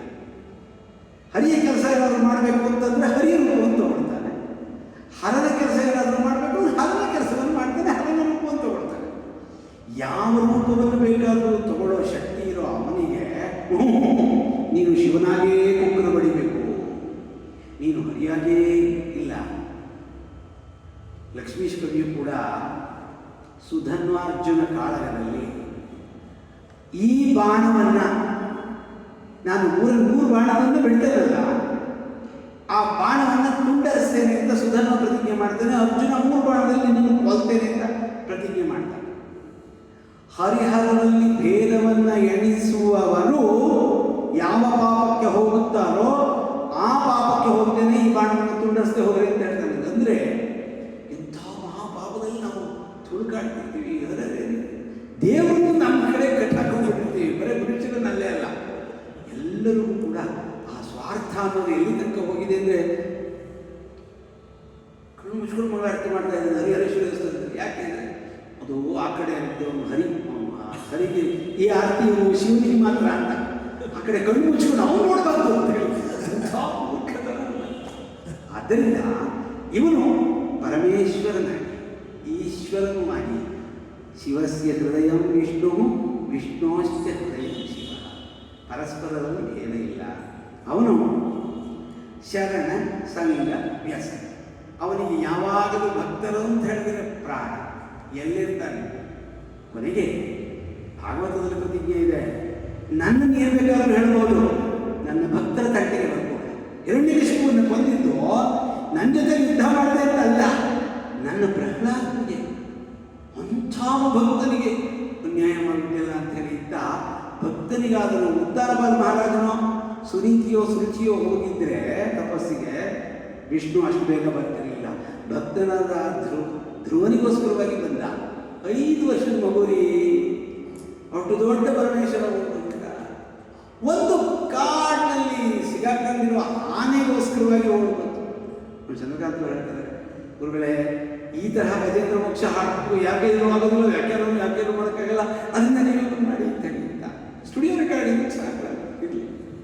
ಹಾಗೆ ಅವನಿಗೆ ಭಕ್ತರು ಬಿಟ್ಟರೆ ಮುಗಿ ಶರಣ ಸಂಘ ಭುಜಗಾಭರಣ ಏನು ಸಿಕ್ಕಲಿಲ್ವೋ ಏನೋ ಹಾವುಗಳನ್ನೇ ತಗೊಂಡು ಹಾಕೊಂಡ ಮೈಗೆ. ಅಂದರೆ ಯಾವುದೇ ಕ್ರೂರ ಪ್ರಾಣಿಗಳು ಅಂತ ನಾವು ಅಂದುಕೊಂಡ್ಬಿಟ್ಟು ಅದರ ಜೊತೆಯಲ್ಲಿ ದ್ವೇಷವನ್ನು ಬೆಳೆಸ್ತೇವಲ್ಲ, ಅದರಲ್ಲಿ ಕ್ರೌರ್ಯ ಇಲ್ಲ ಅಂತ ಆಗಿದ್ದರೆ ದೋಷ ನಮ್ದಾಗಿತ್ತಲ್ಲ.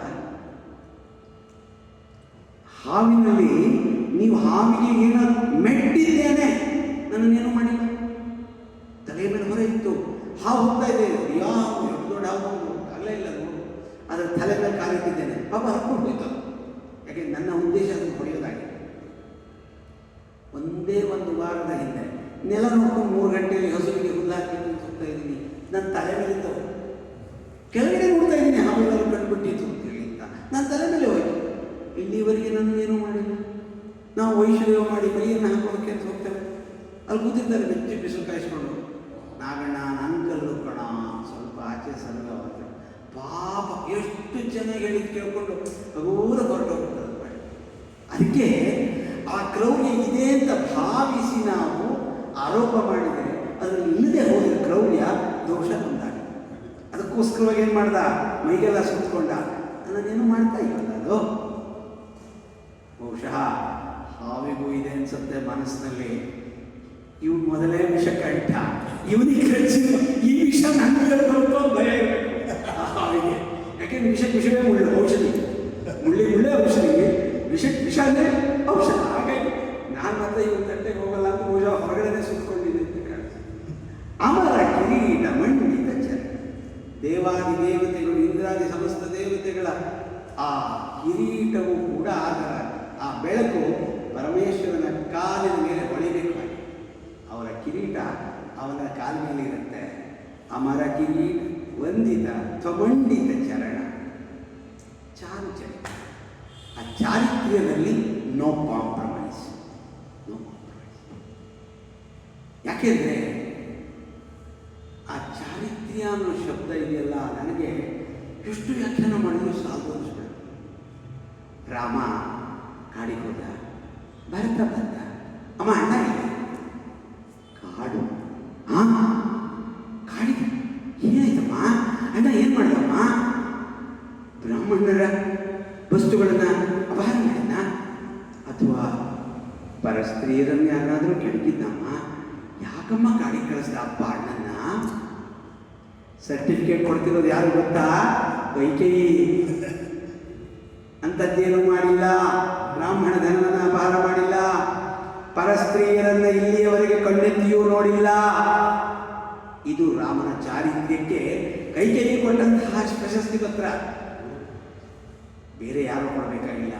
ಸೀತೆ ಕೂಡ ಅತ್ರಿ ಅನಸೂಯೆಯ ಆಶ್ರಮದಲ್ಲಿ ಗಂಡನ ಬಗ್ಗೆ ಕಣ್ಣೆತ್ತಿ ನೋಡದಿರ್ತಕ್ಕಂತಹ ರಾಮನನ್ನ ಇವತ್ತು ನಾನು ಅವನ ಜೊತೆಯಲ್ಲಿ ಇರಲ್ಲ, ಮದುವೆ ಮಾಡ್ಕೊಂಡಿರೋದು ಗಂಡ ಹೆಂಡತಿ ಜೊತೆ ಇರಬೇಕು ಅಂತ ನಾನು ಇರಲ್ಲ. ರಾಮನ ಪರಿಸ್ಥಿತಿ ಹೇಗಿದೆಯೋ ಏನೋ, ಯಾರ ಸ್ತ್ರೀಯರನ್ನು ಕೂಡ ಕಣ್ಣೆತ್ತಿ ನೋಡಿಲ್ಲ. ಭೀಷ್ಮ ಹೇಳ್ತಾನೆ, ಅಪ್ಪನಿಗೆ ನೀನು ನಿನ್ನ ಹೆಣ್ಣನ್ನು ಕೊಡು ಅಂತ. ಅಪ್ಪನ ಮದುವೆ ಮಾಡಿಸಿರೋದು ಭೀಷ್ಮ ಒಬ್ಬನೇ ಅಂತ. ಎಲ್ಲ ತಮಾಷೆ ಮಾಡ್ತಿರ್ತೀವಿ, ಏನೇ ನಿಮ್ಮ ಅಪ್ಪನ ಮದುವೆಯಲ್ಲಿ ನೀನು ಓಡಾಡ್ತಾ ಇದೆಯಲ್ಲ ಅಂತ ಯಾರ ಮಗು ಬಂದರೆ ಹುಟ್ಟೇ ಇರಲಿಲ್ಲ ಅಂತ ಸ್ವಲ್ಪ ತಿಳುವಳಿಕೆ ಬಂದಿರೋ ಮಗು. ಆದರೆ ಸ್ವಯಂ ಭೀಷ್ಮ ತಂದೆಯ ಶಂತನುವಿನ ಮದುವೆಯನ್ನು ಮಾಡಿಸ್ತಾನೆ. ಆ ದಾಶರಾಜನಿಗೆ ಹೇಳ್ತಾನೆ, ನಿನ್ನ ಮಗಳು ಸತ್ಯವತಿಯನ್ನು ಕೊಡು. ಆ ಸತ್ಯವತಿಯೇ ಮುಂದೆ ಮಹಾರಾಣಿಯಾಗಿ. ಅವನ ಕಂಡೀಷನ್ ನೋಡಿ, ಕಾಡಲ್ಲಿರ್ತಕ್ಕಂಥ ಬೆಸ್ತು ಅಂತ ಹೇಳ್ತೀವಿ. ಆಗಿನ ಎಜುಕೇಷನ್ ಎಷ್ಟಿತ್ತಪ್ಪ, ಆಶ್ಚರ್ಯ ಆಗುತ್ತೆ ಅಲ್ಲ. ನೀನು ಮಹಾರಾಜನ ಹೆಂಡತಿ, ಪುರಾತನ ಇರ್ತಾರೆ, ತಗೊಂಡು ಅಂತಕ್ಕೆ ಸೇರಿಸ್ಬಿಡ್ತೀಯ. ಇವಳ ಹೊಟ್ಟೆಯಲ್ಲಿ ಹುಡ್ತಕ್ಕಂತಹ ಮಕ್ಕಳಿಗೆ ರಾಜ್ಯಭಾರ ಕೊಡ್ತೀನಿ ಅನ್ನೋದಾದರೆ ಮದುವೆ ಮಾಡ್ಕೊಡ್ತೀನಿ ಅಂತ ಈ ಶಿಕ್ಷಣ ಅವನಿಗೆ ಯಾಕೆ ಕೊಟ್ಟಪ್ಪ? ಆಯ್ತು ಅಂತಂದ. ಆದರೆ ಸಾಲದು, ಇನ್ನೂ ಸ್ವಲ್ಪ ಇದೆ. ಆ ಮಕ್ಕಳು ದೊಡ್ಡವರಾದರು. ನಿನ್ನ ಮಕ್ಕಳು ನಿನಗೆ ಮದುವೆ ಆಗತ್ತೆ, ನಿನ್ನ ಮಕ್ಕಳು ದೊಡ್ಡವರಾಗ್ತಾರೆ, ಆಗ ಗುದ್ದಾಟ ಶುರು ಆಗುತ್ತಲ್ಲ. ಇಲ್ಲೇ ಪ್ರಮಾಣ ಮಾಡಿ ಹೇಳ್ತೇನೆ, ನಾನು ಮದುವೆಯನ್ನೇ ಆಗೋದಿಲ್ಲ. ಹಾಗಂದ್ರೆ ಜಗತ್ತಿನ ಎಲ್ಲ ಹೆಣ್ಣುಮಕ್ಕಳು ನನಗೆ ಗಂಗೆ ಭಾಗೀರಥಿಗೆ ಸಮಾನ, ನನ್ನ ತಾಯಿಗೆ ಸಮಾನ. ಅಂದರೆ ಚಾರಿತ್ರ್ಯವನ್ನ ಹಾಗೆ ಇಟ್ಕೊಂಡ ಭೀಷ್ಮ. ಎಂದೂ ಕೂಡ ಎಂಥ ಕಠಿಣ ಬ್ರಹ್ಮಚರ್ಯ ಅವನಿದು ಅಂದರೆ ಯಾವುದಕ್ಕೆ ಕಡಿಮೆ ಇತ್ತು ಅವನಲ್ಲಿ. ಐಶ್ವರ್ಯದಲ್ಲಿ ಎಲ್ಲ ರೀತಿಯ ಆಹಾರ ವಿಚಾರಗಳನ್ನು ಕೂಡ ಮಾಡಿಕೊಂಡಾಗ, ಎಲ್ಲ ಸವಲತ್ತುಗಳು ಇದ್ದಾಗ ನಿಯಂತ್ರಣ ಮಾಡೋದಿದೆಯಲ್ಲ, ಅದು ಇನ್ನು ವೈರಾಗ್ಯದ ಬ್ರಹ್ಮಚರ್ಯ ಇದೆಯಲ್ಲ, ಕಣ್ಣಿಲ್ಲ ಆದ್ದರಿಂದ ನಾವು ಬ್ರಹ್ಮಚಾರಿಗಳು ಅಂತ ಶೃಂಗೇರಿಗಳು ಹೇಳಿದ್ರು. ಬ್ರಹ್ಮಚಾರಿಗಳಲ್ಲ, ಅವಿವಾಹಿತರು. ನೀವು ಬ್ರಹ್ಮಚಾರಿಗಳು ಅಂತ ಹೇಳಿದ ಆ ಶಬ್ದ ಬಹಳ ದೊಡ್ಡದಿದೆ, ಅದು ಬಹಳ ತುಂಬ ವ್ಯಾಖ್ಯಾನ. ವೃದ್ಧಾನಾರಿ ಪತಿವ್ರತ ಅಂತ ಯಾರು ಹೇಳ್ತೇವೋ ಹಾಗೆ ವಯಸ್ಸಾಗಿರ್ತಕ್ಕಂತಹ ಪ್ರತಿಯೊಬ್ಬ ಪುರುಷನೂ ಕೂಡ ಬ್ರಹ್ಮಚರ್ಯದಲ್ಲೇ ಇರ್ತಾನೆ ಅಂತ ಹೇಳ್ಬೋದು ಅಂತ. ಅದು ಪ್ರಯೋಜನ ಇಲ್ಲ. ಎಲ್ಲ ಸವಲತ್ತುಗಳು ಎಂದು ಮೈಯಲ್ಲಿ ಅನುಭವಿಸ್ತಕ್ಕಂಥ ಸಾಮರ್ಥ್ಯ ಇದ್ದಾಗ ಆ ಬ್ರಹ್ಮಚರ್ಯ ಇರುತ್ತಲ್ಲ, ಆ ನಿಯಂತ್ರಣವನ್ನು ಮಾಡಬೇಕು. ಅದು ಚಾರಿತ್ರ, ಅದೇ ಚಾರುಚರಿತ್ರ. ಪರಮೇಶ್ವರನ ನಿಯಂತ್ರಣ ಹೇಗಿರಬೇಕು. ಅರ್ಧ ಶರೀರವನ್ನು ಪಾರ್ವತಿಗೆ ಕೊಟ್ಟಿದ್ದಾನೆ. ಅಂಥ ಮನಸ್ಸಿನ ಸ್ಥಿತಿ ಏಕೈಶ್ವರ್ಯೇ ಸ್ಥಿತೋ ವಿಪ್ರಾಣತವ ಫಲೆ ಯಸ್ವಯಂ ಕೃತಿವಾಸಾಹ ಕಾಂತ ಸಮ್ಮಿಶ್ರ ದೇಹೋಪಿ ಅವಿಷಯ ಮನಸಾಮ್ಯ ಪರಸ್ತಾದ್ಯತೀನಾಂ ಅಂತ ಹೇಳ್ತಾರೆ ಕಾಳಿದಾಸ. ಮಾಲಕಾಗ್ನಿಮಿತ್ರನ ಪ್ರಾರಂಭದ ಶ್ಲೋಕವನ್ನು ಮಂಗಳ ಶ್ಲೋಕ ಅಂತೇಳಿ ನೋಡ್ಬೇಕು ನೀವು. ಅವನಲ್ಲಿ ಯಾವ ಐಶ್ವರ್ಯ ಇಲ್ಲ ಅನ್ಕೋಬೇಡ, ಜಗತ್ತಿನ ಸಮಸ್ತ ಐಶ್ವರ್ಯವನ್ನು ಪಡವನೇ ಅವನು. ನಾವು ಮಹರ್ಷಿಗಳು, ಸಿದ್ಧರು, ಬ್ರಹ್ಮಚರ್ಯವನ್ನು ಕಾಪಾಡಿಕೊಂಡವರು ಅಂತ ಹೇಳ್ಬಿಟ್ಟು ಅಂತ ಜಗತ್ತಿನಲ್ಲಿ ಯಾರೆಲ್ಲ ಇದ್ದಾರೋ ಅವರೆಲ್ಲರ ಗುರು ಇವನು. ಆದರೆ ಅವರೆಲ್ಲೋ ಕಾಡಿನ ಗೆಡ್ಡೆ ಗೆಣಸು ತಿನ್ಕೊಂಡಿರ್ತಾರೆ. ಇವನು ಹೆಂಡತಿಗೆ ಅರ್ಧ ಶರೀರವನ್ನು ಕೊಟ್ಟವನು. ಇವನು ಸಾಮರ್ಥ್ಯ ಇರ್ತಿರ್ಬೇಡ. ಕಾಂತ ಸಮ್ಮಿಶ್ರತೆ ಅವಿಷಯ ಮನಸ, ವಿಷಯವೇ ಬೇಡ ಅಂತಕ್ಕಂಥ ಹೇಳ್ತಕ್ಕಂಥ ಋಷಿಗಳ ಮನಸ್ಥಿತಿ ಏನಿದೆಯೋ ಅದಕ್ಕಿಂತ ಮೇಲಿನ ಮನಸ್ಥಿತಿ ಇವನದು. ಪರಸ್ತಾದ್ಯದೀನ. ನಾವೆಲ್ಲ ಹೆಂಡತಿಯನ್ನು ಪರಿಚಯ ಮಾಡುವಾಗ she is my better half ಅಂತ ಹೇಳ್ತೀವಿ. ನಮ್ಮ Parameshwara she is my best half ಅಂತ ಹೇಳಬೇಕು. ಯಾಕೆಂದರೆ ಪೂರ್ತಿ ಅರ್ಥವನ್ನು ಕೊಟ್ಟಿದ್ದಾನೆ ಅರ್ಧನಾರೀಶ್ವರ. ಅಂತಹದಲ್ಲಿ ಅವನ ನಿಯಂತ್ರಣ, ಮನೋನಿಯಂತ್ರಣ ಹೇಗಿರಬೇಡ ಅಂಥ ಚಾರಿತ್ರ ನಿರೂಪಮ. ಹೋಲಿಕೆಗೆ ಇನ್ನೊಂದಿಲ್ಲ ರೀ. ಇವನು ಸಾಕ್ಷಾತ್ ಪರಮೇಶ್ವರ ಥರ ಇದ್ದೀನಿ ಅಂತ ಹೇಳ್ಬಿಟ್ಟು ಹೋಲಿಸೋದಕ್ಕೆ ಇನ್ನೊಂದಿಲ್ಲ. ಅಥವಾ ಈ ಪರಮೇಶ್ವರ ಇನ್ಯಾವುದರ ಹಾಗೂ ಇದ್ದಾನೆ ಅಂತ ತಿಳ್ಕೊಳ್ಳೋಕ್ಕಾಗಲ್ಲ. ಭಾಗಶಿಖಿ ನೇತ್ರ. ಯಾವುದಾದ್ರೂ ದೇವತೆಗೆ ಇರೋದನ್ನು ನೋಡಿದ್ದೀರಾ? ಹಣೆಯಲ್ಲಿ ಕಂಡಿರೋದನ್ನು ನಮ್ಮ ಶಿವನಿಗೆ ಮಾತ್ರ ವಿಶೇಷವಾದಂತಹ ಜೋಡಣೆ ತಾನೇ ಜೋಡಿಸ್ಕೊಂಡ. ಜಗತ್ತನ್ನು ಲಯ ಮಾಡಬೇಕಾಗುತ್ತೆ ಸಂದರ್ಭ ಬಂದರೆ ಅಂಥೇಳಿ ಪೋರ್ಟ್ಫೋಲಿಯೋ ಹಂಚಿದಾಗ ಅದನ್ನು ಮಾಡೋದಕ್ಕೆ ಏನಾದರೂ ಒಂದು ಬೇಕಲ್ಲ. ಅಲ್ಲಿ ಇಟ್ಕೊಂಡಿರ್ತಕ್ಕಂಥದ್ದು ಬ್ರಹ್ಮಾಂಡವನ್ನೆಲ್ಲ ಸುಟ್ಟು ಭಸ್ಮ ಮಾಡುವಂತಹ ಪ್ರಳಯಾಗ್ನಿಯನ್ನು ಅಲ್ಲಿ ಇಟ್ಕೊಂಡ ಕ್ಷಣಾರ್ಧದಲ್ಲಿ. ಕಾಳಿದಾಸ ವರ್ಣನೆ ಮಾಡ್ತಾನೆ, ಈ ಸ್ಕಂದ ಸುಬ್ರಹ್ಮಣ್ಯ ಗಂಗೆಯಲ್ಲಿ ಈಜಾಡ್ತಾ ಇದ್ದ. ಈಜಾಡುವಾಗ ಚಳಿ ಆಗ್ತಿತ್ತು. ಅಪ್ಪನ ಈ ಹಣೆ ಜಾಗದಲ್ಲಿ ಬಂದು ಕಾಯಿಸ್ಕೊತಿದ್ದ ಅಂತ ಕಲ್ಪನೆ. ಅದು ಸೂರ್ಯಮಾರ್ಗ ಬೆಂಕಿ ಪಟ್ಟಣದ ಬೆಂಕಿ ಅಲ್ಲ, ಜಗತ್ತನ್ನು ಭಸ್ಮ ಮಾಡ್ತಕ್ಕಂಥ ಆ ಒಂದು ಅಗ್ನಿಯನ್ನು ಅಲ್ಲಿಟ್ಕೊಂಡಿದ್ದಾನೆ. ಬಹಳ ಶಿಖಿ ನೇತ್ರ. ಕರಣ ನಿರ್ಮಲ. ಅವನು ಸದಾ ಇಂದ್ರಿಯಗಳಲ್ಲಿ ನಿರ್ಮಲವೇ. ಆದರೆ ಕರಣ ನಿರ್ಮಲ ಭಜಕರ ನಮ್ಮಲ್ಲಿ ಯಾಕೆ ಒದಗೋದಿಲ್ಲ ಅವನು ಅಂದರೆ ಈ ಪಾಯಿಂಟ್ ನಮ್ಮಲ್ಲಿಲ್ಲ. ನಿರ್ಮಲವಾದಂತಹ ಶುದ್ಧಾಂತಃಕರಣದಿಂದ ನಾವು ಭಜಿಸಬೇಕು. ಅದಾಗಲ್ವೇ ಇಲ್ಲಿ ಕಣ್ಮುಚ್ಕೊಳ್ಳಿ ನೋಡೋಣ ಅಂದರೆ 5 ನಿಮಿಷ ಕಣ್ಮುಚ್ಕೊಂಡು ಕೂಡಲೇ ಯಾರು ಏನು ಮಾಡ್ತಿದ್ದಾರೆ ಅಂತ ನೋಡಲೇಬೇಕಾಗಿತ್ತು. ಪಕ್ಕದವ್ರು ಕಣ್ಮುಚ್ಕೊಂಡ್ರೆ ಅಂತ ನೋಡೋಕ್ಕಾದ್ರೂ ಕಣ್ಣು ಅರ್ಥ ಬಿಟ್ಟಿರ್ತೀವಿ ನಾವು. ಇದು ನಮ್ಮ ಧ್ಯಾನದ ಸ್ಥಿತಿ. ಚಂಚಲಂ ಹಿ ಮನಃ ಕೃಷ್ಣ ಪ್ರಮಾಧಿ ಬಲವದೃಢಂ. ಅರ್ಜುನ ಗೀತೆಯಲ್ಲಿ ಹೇಳ್ತಾರೆ, ಬಹಳ ಚಂಚಲ ಕೃಷ್ಣ. ವಾಯೋರಿವ ದುಷ್ಕರ ಅಂತಲೇ ಕೃಷ್ಣ. ವಾಯುವನ್ನು ಹೇಗೆ ಬಂಧನ ಮಾಡಲಿಕ್ಕಾಗೋದಿಲ್ವೋ ಹಾಗೆ ನಮ್ಮ ಮನಸ್ಸನ್ನು ಕೂಡ ಬಂಧಿಸೋದಕ್ಕಾಗೋದಿಲ್ಲಪ್ಪ. ತುಂಬ ಕಷ್ಟ. ಹಾಗಿರುವಾಗ ಏಕಾಗ್ರತೆಯಿಂದ ಪರಮಾತ್ಮ ನನಗೆ ನೀನೇ ಬೇಕು ಅಂತ ಯಾರು ಕರಣ ನಿರ್ಮಲ ಭಜಕರೋ ಅವರ ಅಘಸಂಹರಣ. ಮೊದಲು ನಾವು ಮೈನಸ್ನಿಂದ 0 ಬರಬೇಕು. ಮ್ಯಾಥಮೆಟಿಕ್ಸ್ ನಮಗೆ ಚೆನ್ನಾಗಿ ಗೊತ್ತಿರುತ್ತೆ. 0ದಿಂದ 1ಗೆ ಹೋಗಬೇಕಾಗುತ್ತೆ ಅಲ್ವೇ? ಹಾಗೆ ನಾವು ಪಾಪಗಳನ್ನು ಕಳ್ಕೊಂಡ ಮೇಲೆ 0 ಬರ್ತೀವಿ. 0ಯಿಂದ ನಾವು ಪುಣ್ಯ ಸಂಪಾದನೆಗೆ ಹೋಗಬೇಕು ಅಂತ ತಾಯಂದ್ರಿಗೆ ಚೆನ್ನಾಗಿ ಗೊತ್ತಿರುತ್ತೆ. ನೆನ್ನೆಯ ಹಳೆಯ ಹಾಲಿನ ಚೂರಿದ್ದಾಗ ಹೊಸ ಹಾಲನ್ನು ಯಾರಾದರೂ ಹಾಕಿಸ್ಕೊತಾರ? ಅದನ್ನು ತೊಳೆದು ಚೊಕ್ಕ ಮಾಡಿ ತಗೊಂಡೋಗಿ ಹಾಕಿಸ್ಕೊಂಡು ಬರ್ತೀವಿ. ಹಾಗೆ ಮಲಿನವನ್ನು ಒಳಗಡೆ ಇಟ್ಕೊಂಡ್ರೆ ಇನ್ನಷ್ಟು ಮಾಲಿನ್ಯವೇ ಆಗುತ್ತೆ. ನಾವು ಸ್ವಚ್ಛ ಆಗಲ್ವೇ? ಅದು ಪರಿಶುದ್ಧ ಆಗಬೇಕಾದ್ರೆ ಆ ಕೊಳೆ ಹೋಗಬೇಕು. ಕೊಳೆ ಹೋಗೋಕ್ಕೆ ಏನು ಮಾಡಬೇಕು? ಪ್ರತಿನಿತ್ಯ ಸ್ನಾನ ಸಂಧ್ಯಾದಿ ನಿತ್ಯ ಕರ್ಮಗಳನ್ನು ಬಿಡದೆ ಮಾಡಬೇಕು. ಅದರಲ್ಲೇನು ಹೇಳ್ತಾನೆ? ಮಮೋಪಾತ್ತ ಸಕಲ ದುರಿತ ಕ್ಷಯದ್ವಾರ ಶ್ರೀ ಪರಮೇಶ್ವರ ಪ್ರೀತ್ಯರ್ಥಂ. ಅವೇನ್ರಿ ಅಧ್ಯಕ್ಷರೇ? ಪ್ರತಿನಿತ್ಯವೂ ಸಂಕಲ್ಪ ಮಾಡೋದು ಹಾಗಲ್ವೇ? ಉಪಾತ್ತ ದುರಿತ, ನಾನು ಎಷ್ಟೆಲ್ಲ ಕಾಯಿಕ ವಾಚಿಕ ಮಾನಸಿಕ ಪಾಪಗಳನ್ನು ಮಾಡಿದ್ದೇನೋ ಅದು ಸೂರ್ಯೋದಯಕ್ಕೆ ಸೂರ್ಯಾಸ್ತಕ್ಕೆ ಕೊಡ್ತಕ್ಕಂತಹ ಅರ್ಘ್ಯದಾನದಿಂದ ಆ ಪಾಪಗಳು ಹೋಗುತ್ತೆ ಅಂತಾದರೆ ನಾನು ಅದನ್ನು ಮಾಡಲೇಬೇಕಲ್ವ? ಆ ನಿತ್ಯ ಕರ್ಮಗಳನ್ನು ಮಾಡದೆ ಹೋದರೆ ನೀವು ಮಾಡತಕ್ಕಂಥ ವಿಶೇಷ ಕರ್ಮಗಳು ಯಾವುದೂ ಫಲ ಕೊಡೋದಿಲ್ಲ. ಗಾಡಿಯನ್ನು ಮೊದಲು ಸ್ಟಾರ್ಟ್ ಮಾಡದೆ ಗೇರ್ ಹಾಕೋಕೆ ಬರೋಲ್ಲ. ಮಾಡಿ ನೋಡೋಣ. ಗೇರ್ ಹಾಕಿ ಇಟ್ಬಿಡಿ, ಹೋಗುತ್ತೆ ನೋಡಿ, ಹೋಗಲ್ಲ. ಆಗ ಮೊದಲು ಚಾಲು ಮಾಡಬೇಕು, ಇಡ್ಲಿಂದಲೇ ಇರಬೇಕು ಅದನ್ನು. ಆಮೇಲೆ ನೀವು ಆಕ್ಸಿಡೆಂಟ್ ಗೇರ್ ತೊಗೊಂಡೋಗ್ತೀರಿ. ಹಾಗೆ ನಿತ್ಯ ಕರ್ಮಗಳು ಅಂತಕ್ಕಂತಹ ಪಾಪ ತೊಳೆಯುವಂತಹ ಕರ್ಮಗಳನ್ನು ಮಾಡಿಕೊಂಡು ಆಮೇಲೆ ವಿಶೇಷ ಕರ್ಮಗಳನ್ನು ಏನು ಮಾಡಿದ್ರು ಕೂಡ ಅದರಿಂದ ಫಲ ದೊರಕತ್ತೆ.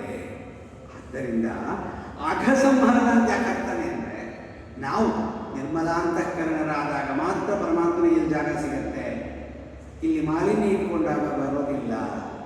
ಆಗ ಸಂಹರಣ, ಪಾಪವನ್ನು ಕಳೀತಾನೆ. ಅವನ ಮೈ ಮೇಲೆ ಒಂದು ದಂತಿ, ಒಂದು ಚಮು, ಒಂದು ಗಜ ಚರ್ಮ, ಒಂದು ಚಮರಿ ಮೃಗ ಅಂತ ಒಂದು ವಿಶೇಷ ಒಂದು ಜಿಂಕೆ ಅಂತ ಹಾಕ್ತಾರೆ ಅವರು. ಆ ಚಮೂರು ಮೃಗ ಮತ್ತೊಂದು ದಂತಿ. ನಾನು ಎಷ್ಟು ಸರಳವಾಗಿದ್ದೇನೆ ನೋಡ್ರು ಅಂತ ಜಗತ್ತಿಗೆ ತೋರ್ತಾರೆ. ಏನು ವಿಶೇಷವಾದಂಥ ಉಡುಗೆ ತೊಡುಗೆಗಳನ್ನು ನಾನು ಜಗತ್ತಿಗೆ ಅಂದ ಕಾಣಲಿ ಅಂತ ಹಾಕೊಳ್ಳಿಲ್ಲ. ದಂತಿ, ಚಮೂರು, ಚರ್ಮಾಂಬರ, ಸಲಹುಗೆ ಭಕ್ತ ಜನರನ್ನು. ನೀನು ನಿನ್ನ ಭಕ್ತ ಜನರನ್ನು ಕಾಪಾಡು ಕಾಪಾಡು. ಪಾರ್ವತಿ ರಮಣ, ಪಾರ್ವತೀಶ, ಪಾರ್ವತೀಶ್ವರ, ನೀನು ಜಗತ್ತನ್ನು ಕಾಪಾಡಬೇಕು. ಈ ಪಾರ್ವತಿ ರಮಣ ಅಂತ ಹೇಳುವಾಗ ನನಗೆ ಏನು ಅನ್ನಿಸ್ತು ಅಂದರೆ, ನೀನು ಶಿವಾಜಿ ಬೇಕಾದಷ್ಟು ಹೆಸರಿದೆ, ಬರೀ ಪರಮೇಶ್ವರನ ಛಂದಸ್ಸಿಗೆ ಕೂಡಿಸೋದಕ್ಕೆ ಏನೋ ಒಂದು ಶಬ್ದ ಹಾಕೋಬೋದು.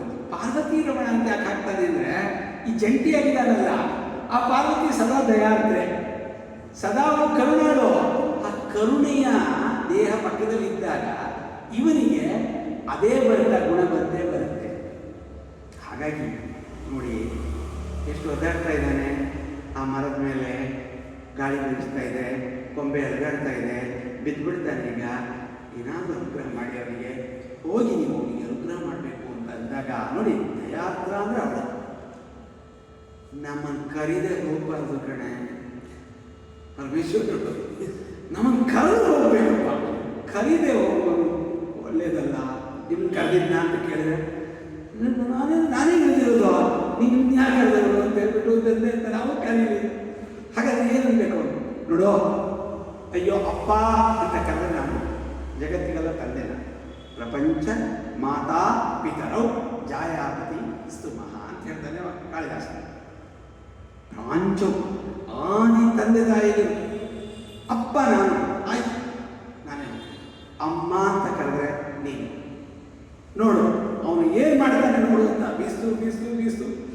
ಯಾವ ಕಾರಣಕ್ಕೂ ಅಪ್ಪತ್ತು ಅಂದಿಲ್ಲ, ಸತ್ತಲ್ಲೋ ಕರೆದಿದ್ದ, ಸತ್ಯ ಕರೀಬೇಕು ಅಂತ.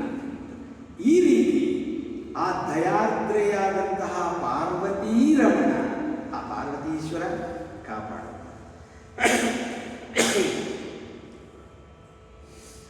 ಪರಮಣಿಗಳಿಂದ ಸೆವಮೌನಿಯ ಸರಸಿಜಾರಿಯ ಕಿರಣದೋಳಿಯ ವಿರಚಿಸಿದ ಸಿಂಧೂರ ಬಾಳಲಿ ಕುಣಿವ ಕುಂತಳದ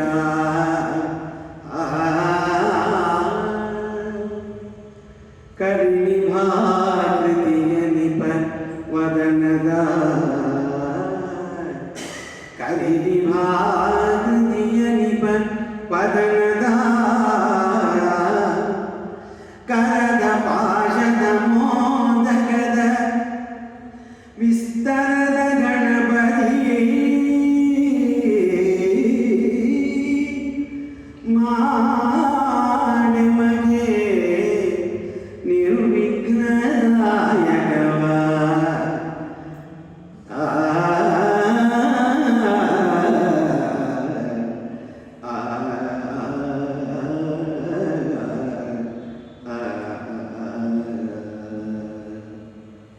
ಆ ಪುಟ್ಟ ಗಣಪತಿಗೆ ಚಂದ ಅಲಂಕಾರ ಮಾಡಿಬಿಟ್ಟಿದ್ದಾಳೆ ಪಾರ್ವತಿ. ಅಲಂಕಾರ ಮಾಡಿರೋದು ಎಷ್ಟು ಚೆನ್ನಾಗಿ ಕಾಣ್ತಿದೆ ಅಂದರೆ, ಒಳ್ಳೊಳ್ಳೆಯ ಮಣಿಗಳನ್ನು ನಾವು ಈಗ ಮೊನ್ನೆ ಹಬ್ಬ ಮಾಡಿದ್ರಲ್ಲ, ಆ ಮಣಿಗಳನ್ನೆಲ್ಲ ಹಾಕಿರ್ತಾರಲ್ಲ, ಏನು ಅಲಂಕಾರ ಮಾಡಿರ್ತಾರೆ ಆ ಕಿರೀಟಕ್ಕೆ. ಈಗೆಲ್ಲ ಪ್ರಕೃತಿ ಗಣಪತಿ ಬಂದ್ಬಿಟ್ಟಿದೆ. ನಂತರ ಕರಿಯ, ಆ ಕರಿಯಕ್ಕೆ ಅದೆಲ್ಲ ಅಲಂಕಾರಗಳೆಲ್ಲ ಮಾಡಿಯೇ ಇರೋದಿಲ್ಲ. ಮಾಡ್ತಾರೆ, ಹೋಗಿ ಬಿಟ್ಟು ಬಂದರೆ ಸಾಕಾಗಿರುತ್ತೆ ಅವರಿಗೆ. ಪೂಜೆಗೂ ಮೊದಲೇ ಬಿಡುವ ಭರಾಟೆ ಪಾಪ. ಆ ಗಣಪತಿ ಮನೆಯಲ್ಲಿ ಒಂದು ಹೊತ್ತು ಇಟ್ಕೊಳ್ಳೋಕೆ ಪುರುಸುತ್ತಿಲ್ಲ. ಮಧ್ಯಾಹ್ನ ಬಿಟ್ಕೊಂಡ್ಬಿಟ್ಟೆ, ಮಂಗಳಾರ ಹಾಗೆ ಆಗೋಯ್ತು, ಬಿಟ್ಕೊಂಡ್ಬಿಟ್ರಿ. ಬಣ್ಣ ಪ್ರಕೃತಿ ಗಣಪತಿ ಇದು, ಯಾವ ಬಣ್ಣನೂ ಹಾಕುವಂಗಿಲ್ಲ ಅಂತ ಹೇಳ್ತಾ. ಹೀಗೆ ಆ ಗಣಪತಿಯನ್ನು ಕೆಲವರಂತೂ ನೇರವಾಗಿ ಶಿವಮೊಗ್ಗದಿಂದ ಹೊಳೆ ಹತ್ತಿರಕ್ಕೆ ತೊಗೊಂಡೋಗಿ ಅಲ್ಲೇ ಪೂಜೆ ಮಾಡಿ ಅಲ್ಲೇ ಬಿಟ್ಟು ಮನೆಗೆ ಬಂದರೂ ಬಂದರೆ ಅಷ್ಟು ಅವರಿಗೆ ಬಿಟ್ಟು ಬರೋದ್ರಾಗೆ ಗಣಪತಿ ತೊಂದರೆ ಇರೋಲ್ಲ. ಬಿಡೋಕೆ ಚೆನ್ನಾಗಿದೆ ಅಂತಾನೆ ಇವತ್ತು ಮನೆ ದಿವಸ ಚೆನ್ನಾಗಿದೆ ಅಂತ ಬಿಡೋಕೆ ಮುಹೂರ್ತ ಬರ್ತಾ ಇದ್ದಾರೆ. ಇವನು ಎಷ್ಟು ಚೆನ್ನಾಗಿ ಅಲಂಕಾರ ಮಾಡ್ಕೊಂಡಿರ್ತಾನೆ ಗಣಪ.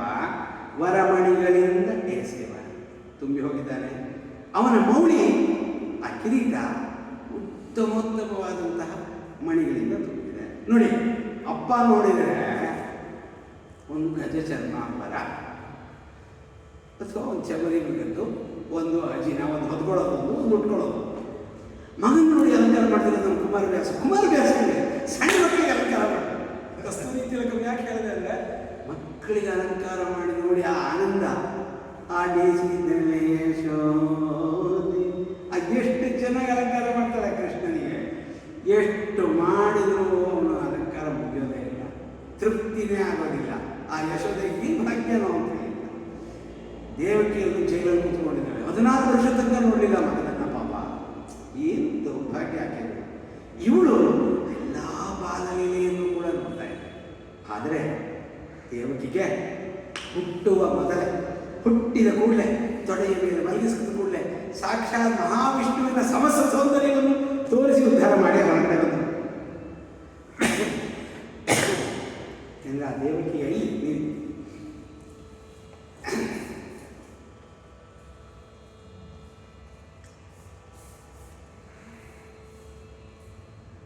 ಮಗನಿಂದ ಆಡಿಸಿದಳು ಯಶೋದೆ. ಆ ಮಗುವಿಗೆ ಅಲಂಕಾರ ಮಾಡಿದಷ್ಟು ತೃಪ್ತಿ ಇಲ್ಲ. ಹಾಗೆ ಇವರಿಗೂ ಕೂಡ ಪಾರ್ವತಿಗೆ ಅಲಂಕಾರ ಮಾಡಿಬಿಟ್ಟಿದ್ದಾನೆ. ಸರಸಿಜಾನಿಯ ಕಿರಣದೋಳಿಯ, ಓಳಿಯನ್ನು ಸಮೂಹ. ಸರಸಿಜ ಅಂದರೆ ಕಮಲ. ಕಮಲದ ಶತ್ರು ಚಂದ್ರ, ಮಿತ್ರ ಸೂರ್ಯ. ಸೂರ್ಯ ಬಂದಾಗ ಕಮಲ, ಸೂರ್ಯ ಬರದೆ ಕಮಲವೆಂದು ಅರಳದು. ಅದು ಹಳೆಯ ಸಿನಿಮಾ ಹಾಡು ಕೇಳ್ತಾರೆ. ಮಾಮರವೆಲ್ಲೋ ಕೋಗಿಲೆಯಲ್ಲೋ ಅಂತ ಹೇಳೋ ಹಾಡಲ್ಲಿ ಸೂರ್ಯ ಬರದೆ ಕಮಲವೆಂದು ಅರಳದು ಅಂತ ಹೇಳಿ. ಹಾಗೆ ಚಂದ್ರನಿಗೆ ಮೈತ್ರಿ ಕನ್ನ ಇದಿಲೆ. ಚಂದ್ರ ಬಂದಾಗ ಅರಳುವಂಥದ್ದು ರಾತ್ರಿ ಕನ್ನ ಇದಿಲೆ ಆಗುತ್ತೆ. ಇಲ್ಲಿ ಕಮಲದ ಕಾಂತಿಯನ್ನು ಮೀರಿರ್ತಕ್ಕಂಥ ಶೋಭೆ ಆ ಮಹಾಗಣಪತಿಯಲ್ಲಿ. ಹಣೆಯಲ್ಲಿ ಸಿಂಧೂರವನ್ನು ಹಾಕಿಬಿಟ್ಟಿದ್ದಾರೆ. ಸಿಂಧೂರ ಬಾಳದಿ ಆ ಕುಂತಳ ಕುಣಿತಾ ಇದೆ ಅಂತ. ಆ ಕೂದಲನ್ನ ಈಗೆಲ್ಲ ಎಂಥದ್ದು ಪಾರ್ಲರು ಅಂತ ಏನೋ ಅಂತಾರೆ, ಅಲ್ಲೆಲ್ಲ ಹೋಗಿ ಅದು ಕುಂದ್ರು ಮಾಡಿಸ್ಕೊಂಡು ಏನೇನೋ ಮಾಡಿಸ್ಕೊಂಡು ಅಲಂಕಾರ ಮಾಡ್ಕೊಂಡು ಬರ್ತಾರೆ. ಅದು ಹೀಗೆ ಗಾಳಿಗೆ ಆಡ್ತಾ ಇರಬೇಕು. ಈ ಚಿತ್ರವನ್ನು ಭಾಗವತಕಾರ ಬಹಳ ಚೆನ್ನಾಗಿ ಕೊಡ್ತಾರೆ. ರುಕ್ಮಿಣಿ ಸ್ವಯಂವರದ ಸಂದರ್ಭ, ರುಕ್ಮಿಣಿಯನ್ನು ಶಿಶುಪಾಲನೆಗೆ ಕೊಡಬೇಕು ಅಂತ ಹೇಳಿದ್ರು. ಅಣ್ಣ ರುಕ್ಮಿ, ತಂದೆ ಭರತ, ಅವನಿಗೂ ಕೂಡ ಅಣ್ಣ ಹೇಳಿದಾಗೆ, ರುಕ್ಮಿಣಿ ಹೇಳಿದಾಗೆ ಏನು ಮಾಡೋಕ್ಕಾಗ್ತಿರಲಿಲ್ಲ. ಇವಳು ಒಂದು ಓಲೆಯನ್ನು ಬರೆದು ಕಳಿಸ್ತಾರೆ ಒಬ್ಬ ಬ್ರಾಹ್ಮಣನ ಕೈಯಲ್ಲಿ. ಕೃಷ್ಣ, ನಿನ್ನನ್ನು ನಾನು ನೋಡಿಲ್ಲ, ನಿನ್ನ ರೂಪ ಗೊತ್ತಿಲ್ಲ, ಆದರೆ ನಿನ್ನ ಕೀರ್ತಿ, ನಿನ್ನ ರೂಪು ಇಡೀ ಜಗತ್ತಿಗೆಲ್ಲ ಗೊತ್ತಿರೋ ಹಾಗೆ ನನಗೂ ಕೇಳ್ಪಟ್ಟಿದ್ದೇನೆ. ಈ ಕ್ಷಣ ಬಂದು ನನ್ನ ಕೈ ಹಿಡಿದು ರಾಕ್ಷಸಿ ವಿವಾಹ ಮಾಡಿಕೊಂಡು ನನ್ನನ್ನು ಹೊತ್ಕೊಂಡು ಹೋಗಿ ಮದುವೆ ಮಾಡ್ಕೊಂತ ಲೆಕ್ಕ ಕಳಿಸ್ತಾರೆ. ಕೇಳೋದಕ್ಕೆ ಕೃಷ್ಣನಿಗೆ ಸದ್ಯ ಕಾಯ್ತಾ ಇದ್ದೆ ಕಣಪ್ಪ, ರುಕ್ಮಿಣಿನ ಕರ್ಕೊಳ್ಬೇಕು, ಮದುವೆ ಮಾಡ್ಕೊಳ್ಬೇಕು ಅಂತ. ಸದ್ಯ ಬಂದಿಲ್ಲ. ಆ ಬ್ರಾಹ್ಮಣನನ್ನು ಕರ್ಕೊಂಡು ಬರ್ತಾ ಇದ್ದಾರೆ. ಇವಳುಗಳಿಗೆ ಒಂದು ಸಾರಿ ನೋಡೋದು, ಒಂದು ಬರಲಿಲ್ಲ, ಕೃಷ್ಣ ಬರಲಿಲ್ಲ. ಆ ಬ್ರಾಹ್ಮಣನೂ ಬರಲಿಲ್ಲ. ಅವ್ರು ಯಾವನಾದ್ರೂ ಬಂದು ಕೃಷ್ಣ ಮಾಡ್ಕೊಳ್ಳಲ್ಲ ಅಂತಂದ್ರೆ ಎಲ್ಲ ಒಂಚೂರು ಹೋಗ್ಬಿಟ್ಟು ಒಂದು ಪಾಲಿಡ ಅಂದ್ಕೊಂಡು ಹೊರಟೋಗ್ಬಿಡ್ತೀನಿ. ಈ ಶಿಶುಪಾಲನೆ ಯಾರು ಮದುವೆ ಮಾಡ್ಕೊತಾರೆ. ಕಾಯ್ತಾ ಇದ್ದಾಳೆ, ಇನ್ನೂ ಬರಲಿಲ್ಲ. ದೂರದಲ್ಲಿ ಕಂಡ ಆ ಬ್ರಾಹ್ಮಣ ಸದ್ಯ ನಗುನಗುತ್ತಾ ಬರ್ತಾ ಇದ್ದಾನೆ. ಏನೋ ಶುಭ ಸಮಾಚಾರ ತರ್ತಾನೆ ಅಂತ ಹೇಳ್ಬಿಟ್ಟು ಅಂತ ಅವಳ ಮನಸ್ಸಿನಲ್ಲಿದೆ. ತನ್ನ ಆ ಮುಂಗುರುಳನ್ನು ಮುಖದ ತುಂಬ ಹಾಕ್ಕೊಂಡಾಗ ಕೃಷ್ಣನ ರಥ ಬಂದಿದೆ. ಬರೀ ರಾಣಿವಾಸದ ಪರಿವಾರ ಮಾತ್ರ ಆ ದೇವಸ್ಥಾನಕ್ಕೆ ಹೋಗಬೇಕು. ಸೆಕ್ಯೂರಿಟಿ ಗಾರ್ಡ್ ಕೂಡ ಮಹಿಳಾ ಪೊಲೀಸರು, ಯಾವ ಪುರುಷ ಪೊಲೀಸರು ಇಲ್ಲ. ಅಲ್ಲಿಗೆ ಇನ್ವೈಟ್ ಮಾಡಿದ್ದಾರೆ. ಅಲ್ಲಿಗೆ ಇರ್ತೀನಿ, ಅಲ್ಲಿಗೆ ಬಾ ನೀನು ಅಂತ ಹೇಳಿ ರಥ ಬಂದು ಕೂಡಲೇ ಚಕ್ರ ಬಂದು ಇವತ್ತು ಸರಿ ಹೀಗೆ ಸರಿಸಿ ಆ ಮುಂಗುರನ್ನು ಸರಿಸಿ ನೋಡ್ತಾಳೆ. ಪರಮಾತ್ಮ ಕೂತ್ಬಿಟ್ಟಿದ್ದಾರೆ. ಕಾಯಿ ಹಿಡಿದ, ಹಾಕ್ಕೊಂಡ, ಹೊತ್ಕೊಂಡು ಹಿಡಿದ, ಹೋಗಿ ಕೂತ್ಕೊಂಡು ಜರಾಸಂಧಾನಿಗಳೆಲ್ಲ ಏನೂ ಇಲ್ಲ. ಅದು ನರಿಗಳ ಹಿಂಡು, ಸಿಂಹದ ಆಹಾರ ನಾನು, ನೀನು ಸಿಂಹ, ಪುರುಷ ಸಿಂಹ, ನೀನು ನನ್ನ ಕರ್ಕೊಂಡು ಹೋಗಬೇಕು ಅಂತ ಅದಕ್ಕೆ ನೀನು ಕರೆದೆ ಅಂತ ಹೇಳ್ಬಿಟ್ಟು ಅಂತ ಆ ರುಕ್ಮಿಣಿ ಕೃಷ್ಣನ ಜೊತೆಗೆ ಹೊರಟೋಗ್ತಾಳೆ. ಅಂಥ ಆ ಕೂದಲನ್ನು, ಮುಂಗುರಳನ್ನು ಸರಿಸ್ಕೊಂಡು ನೋಡುವಾಗ ಕಪ್ಪಾದ ಮುಂಗುರು, ಮಧ್ಯದಲ್ಲಿ ಚಂದ್ರದ ಮುಖ, ಹಾಗೆ ಕುಣಿವ ಕುಂತಳದ ಗಾಳಿ ಬಂದಾಗ ಯಾರಿಗೆ ಸಂತೋಷ ಆಗುತ್ತೆ? ಈ ಈ ಕರ್ಲಿ ಹೇರ್ ಅಂತ ಮಕ್ಕಳಿಗೆ, ಕೆಲವು ಮಕ್ಕಳಿಗೆ ಸಾಯಿಬಾಬಾ ನಮ್ಮ ತಮ್ಮ ಹಾಗಿದ್ದ ರಾಜಗುರುಗಳು, ಏನು ಮುಂಗುರು ಕೂದಲು ಅಂತ ಬಾಜೋಕೆ ಆಗ್ತಿರ್ಲಿಲ್ಲ, ಬಾಚಿದ ತಕ್ಷಣ ಹೇಳ್ತಿದ್ದ ಅಲ್ಲಿ ತಲೆ ಬಾಚಿಬೇಡ ಅಂತ ಹೇಳಿದ್ದ. ಅದಷ್ಟು ಕರ್ಲಿ ಒಂದು ಸುತ್ತಕೊಂಡಿರ್ತಾ ಇತ್ತು. ಸಾಯಿಬಾಬಾ ಸಾಯಿಬಾಬಾನೇ ಅಂತ ಹೇಳ್ತಾ ಇದ್ರು. ಹಾಗೆ ಕುಣಿವ ಕುಂತಳದ ಈ ಮುಖ ಪಾಪ ಕರಿ ಆನೆಯ ಮುಖದಲ್ಲಿ ಇದ್ದವನು ಅಂತ ಹೇಳಿ ಕರಿವಿಭಾಗದಲ್ಲಿ ಎನಿಪ ಬದಲದ ಮುಖ ಮಾತ್ರ ಆನೆಯ ಮುಖವೇ, ಗಜಮುಖ, ಹೆಸರೇ ಗಜಮುಖ. ಆದರೆ ಏನು ಗೊತ್ತು ನೋಡ್ರಿ, ಅಲ್ಲ ನಮಗೆ ಈ ಕಲಾವಿದರು ಚಿತ್ರ ಬರೆದುಕೊಟ್ಟೋ ಅಥವಾ ಮಣ್ಣಿನ ಗೊಂಬೆ ಮಾಡಿಯೋ ಅದರ ಮೇಲೆ ನಾವು ಅಷ್ಟು ಪ್ರೀತಿ ಬರುತ್ತೆ. ಎಷ್ಟು ಚೆನ್ನಾಗಿ ಮಾಡಿದ್ದಾರೆ. ನಿಜವಾದ ಗಣಪ ಹೆಂಗಿದ್ದೀನಿ ಬೇಡ, ಎಷ್ಟು ಸೌಂದರ್ಯ ಇದ್ದೀನಿ ಬೇಡ, ಗಜಮುಖ ಇರಲಿ. ಆ ಆನೆಯಲ್ಲಿಯೇ ಒಂದು ಸೌಂದರ್ಯವನ್ನು ಇಟ್ಟಿದ್ದಾರೆ. ಕಲದ ಪಾಶದ ಕೈಯಲ್ಲಿ, ಒಂದು ಕೈಯಲ್ಲಿ ಪಾಶ ಇಟ್ಕೊಂಡಿದ್ದಾನೆ, ಮೋದಕವನ್ನು ಇಟ್ಕೊಂಡಿದ್ದಾನೆ. ವಿಸ್ತರದ ಗಣಪತಿ, ಸಾರವಂತ ದೇಹ. ಮಹಾಗಣಪತಿ ಮಾಡಮಗೆ ನಿರ್ವಿಘ್ನದಾಯಕ, ನಮಗೆ ನಿರ್ವಿಘ್ನತೆಯನ್ನು ಉಂಟು ಮಾಡು. ಎಲ್ಲ ಕೆಲಸಗಳಲ್ಲೂ ನಮಗೆ ವಿಘ್ನವೇ ಹೆಚ್ಚು, ಬಹಳ ಕಷ್ಟ. ಏನಾದರೂ ಒಂದು ಸಂಕಲ್ಪ ಮಾಡಿ ಇದನ್ನು ಮಾಡಿಬಿಡ್ತೀನಿ ಅಂತ ಹೊರಡ್ತೀವಿ, ಏನೋ ಎಡರುಗಳು, ಏನೋ ತೊಡರುಗಳು. ಅದಕ್ಕೆಲ್ಲ ನಮ್ಮ ವಿಗ್ರಹ ವಿನಾಶಕ ಗಣಪ ಅನುಗ್ರಹ ಮಾಡಬೇಕು. ಒಂದು ಬರುತ್ತೆ ಮುಂದಿನ ಪದ್ಯದಲ್ಲಿ, ಅಜನು ಹರಿರುದ್ರಾದಿಗಳು ನೆರೆಭರಿರು ಅನವರತ ನಿನ್ನನು ಅಂತ ಹೇಳಿದ್ದ. ಈ ಸೃಷ್ಟಿಯಿಂದಲೇ ಗಣಪನಿಗೆ ಆದಿಪೂಜ್ಯ ಅವನು. ಅವನಿಗೆ ಏನು ವರವನ್ನು ಕೊಟ್ಟರು, ದೇವತೆಗಳೆಲ್ಲ ಬಂದಿರೋಲ್ಲಿಗೆ. ಈಗ ಪಾರ್ವತಿ ಸೃಷ್ಟಿ ಮಾಡಿದಂತಹ ಗಣಪನನ್ನು ಪರಮೇಶ್ವರನಿಂದ ಆ ಮಗುವಿಗೆ ಏನು ಆಪತ್ತು ಬಂದ್ಬಿಡ್ತಂತೆ, ಮತ್ತೆ ಗಜಮುಖನನ್ನಾಗಿ ಮಾಡಿದಂತೆ ಅಂತ ಹೇಳಿದ್ರೆ, ಹಾಗಾದ್ರೆ ನೀನು ಅಳಬೇಡ, ಆದಿಪೂಜ್ಯ ಜಗತ್ತಿನ ಎಲ್ಲರೂ ಕೂಡ ನಿನ್ನನ್ನು ಮೊದಲೇ ಪೂಜೆ ಮಾಡುವ ಹಾಗೆ ವರ ಕೊಡ್ತೀವಿ ಅಂತ ಹೇಳಿ ಇಡೀ ಜಗತ್ತು ಆ ಆದಿಪೂಜ್ಯ ಗಣಪನಿಗೆ ವರವನ್ನು ಕೊಟ್ಟಿತ್ತು. ಹಾಗಾಗಿ ನಿರ್ವಿಘ್ನದಾಯಕವ ನೀನು, ಎಲ್ಲ ಕಾರ್ಯಗಳನ್ನು ನಮಗೆ ನಿರ್ವಿಘ್ನತೆಯನ್ನು ಉಂಟು ಮಾಡು, ವಿಘ್ನವನ್ನು ನಾಶ ಮಾಡು. ನಮಗೆ ಈ ಪಾಠ ಹೇಳೋದು ಅಂದರೆ ಮೊದಲಿಂದ ಕೂಡ ಇಷ್ಟವಾದ ಕೆಲಸ. ಯಾವ ಕಾಲದಲ್ಲಿ ಅಂದರೆ, ನನ್ನ ಶಾಲಾ ಕಾಲೇಜುಗಳಲ್ಲಿ ಯಾರು ಸರಿಯಾಗಿ ಪಾಠ ಮಾಡ್ತಾ ಇರಲಿಲ್ಲ ಅವರ ಮೇಲೆ ಪ್ರತೀಕಾರ ತೀರಿಸ್ಕೊಳ್ಳೋದು ನಾನು ಅಧ್ಯಾಪಕ ಆಗಬೇಕು ಅಂತ ಸಂಕಲ್ಪ ಮಾಡಿದ್ದೆ. ಹೇಗಿದೆ ಅವ್ರಿಗೆ ನೇರ ಪ್ರತೀಕಾರ ತೀರಿಸ್ಕೊಳ್ಳೋಕ್ಕಾಗ್ತಿರಲಿಲ್ಲ. ಒಂದು ಶಾಲೆಗೆ ಎಷ್ಟು ಇರುವಾಗ ಜಾತ್ರೆ ಹುಡುಗರು ನಾವು. ಹಾಗಾದರೆ ಒಂದಲ್ಲ ಒಂದು ದಿವಸ ನಾವು ಶಿಕ್ಷಕರಾಗಿ ಒಳ್ಳೆಯ ಹೆಸರನ್ನು ತಗೊಂಡು ಆಗ ಇದಕ್ಕೆ ಪ್ರತೀಕಾರವನ್ನು ತೀರಿಸಬೇಕು ಅಂತ ಹೇಳಿದ್ದ. ಅಂದಿನಿಂದ ಕನಸು ಕಟ್ತಾ ಇದ್ದೆ. ಹಾಗೆ ಸಂಸ್ಕೃತ ಶಿಕ್ಷಕನಾದೆ, ಗಮಕ ಶಿಕ್ಷಕನಾದೆ, ಹೇಗಾದರೂ ಮಾಡಿ ವೇದದ ಶಿಕ್ಷಕನಾಗಬೇಕು. ಗಂಡು ವಿದ್ಯಾರ್ಥಿನ ತುಂಬ ಸ್ವರ ನಿಯಮಗಳು ಏನಾಯಿತು ಅದು ಹೇಳೋಕೆ ಬರೋಲ್ಲ. ಬೇಕಾದ್ರೆ ಒಂದು ಪದ್ಯದಲ್ಲಿ ಇನ್ನೊಂದು ಗಂಟೆ ಕಲಿತೀನಿ ನಾನು. ಆಗಿರೋದೇ 3 ಪದ್ಯ, ಆ ಕೊಡೋದು 10 ಪದ್ಯ. ಅದು ಮಾಡಬೇಕಲ್ಲ, ವೇದವನ್ನು ಹೇಳ್ಕೊಳ್ಬೇಕು ಅಂತ ಒಬ್ಬ ಹುಡುಗನ ಕರ್ಕೊಂಬಂದೆ. ಅವನು 15 ವರ್ಷದ ಒಳ್ಳೆ ಹೈಕರ್ಕೋಬಿ ಬಲಿತಿದ್ದ. ಆದರೂ ಪರವಾಗಿಲ್ಲ, ಕಡೆ ಬರೋ ಹೇಳ್ಕೊಡ್ತೀನಿ ಅಂತ ಕರ್ಕೊಂಬಂದು ಪೂಜೆಗೆ ಕೂತಿದ್ದಾಗ ಅವನಿಂದ ಸರಿಯಾಗಿ ಶುಭಶಕನ ಕರೆದೆ. ವಿದ್ಯುತ್ ಹೋದ ಕೂಡಲೇ ಶುರು ಮಾಡಿದೆ. ಕಿವಿ ಕೇಳಿಸ್ತಾ ಇದೆಯಪ್ಪ? ಕೇಳಿಸ್ತಾ ಇದೆ ಗುರುಗಳೇ. ಸರಿ. ವಕ್ರತುಂಡ ಮಹಾಕಾಯ ಕೋಟಿ ಸೂರ್ಯ ಸಮಪ್ರಭ ನಿರ್ವಿಘ್ನಂ ಕುರು ಮೇ ದೇವ. ಬಿಡಿಸ್ತಾರೆ, ನಿರ್ವಿಘ್ನಂ ಕುರು ಅಂತ ಬಿಡಿಸ್ತಾರೆ. ಏನು ಹೇಳಬೇಕು ನಮ್ಮ? ನಿರ್ವಿಘ್ನಂ ಕುರು ಮೇ ದೇವ. ನಿರ್ವಿಘ್ನಂ ಕುರು ಅಂತ ಹೇಳಿದ್ರೆ ನನ್ನನ್ನು ಒಬ್ಬ ದಡ್ಡನನ್ನಾಗಿ ಮಾಡು ಅಂತ ಅರ್ಥ. ನಿರ್ವಿಘ್ನ ಅಂದರೆ ನಿರ್ವಿದ್ಯ ಅಂತ. ಮಾರನೇ ದಿವಸದಿಂದ ಬರಲಿಲ್ಲ ಮಗ. ಯಾಕೆಂತ ಹೇಳಿದ್ರೆ ಅವನಿಗೆ ಅಲ್ಲೇ ವಿಘ್ನ ಶುರುವಾಗಿ ಹೋಗಿತ್ತು. ಇನ್ನು ಗಜಮುಖನೇ ಮೇರೆ ವೇಗದಂತನೇ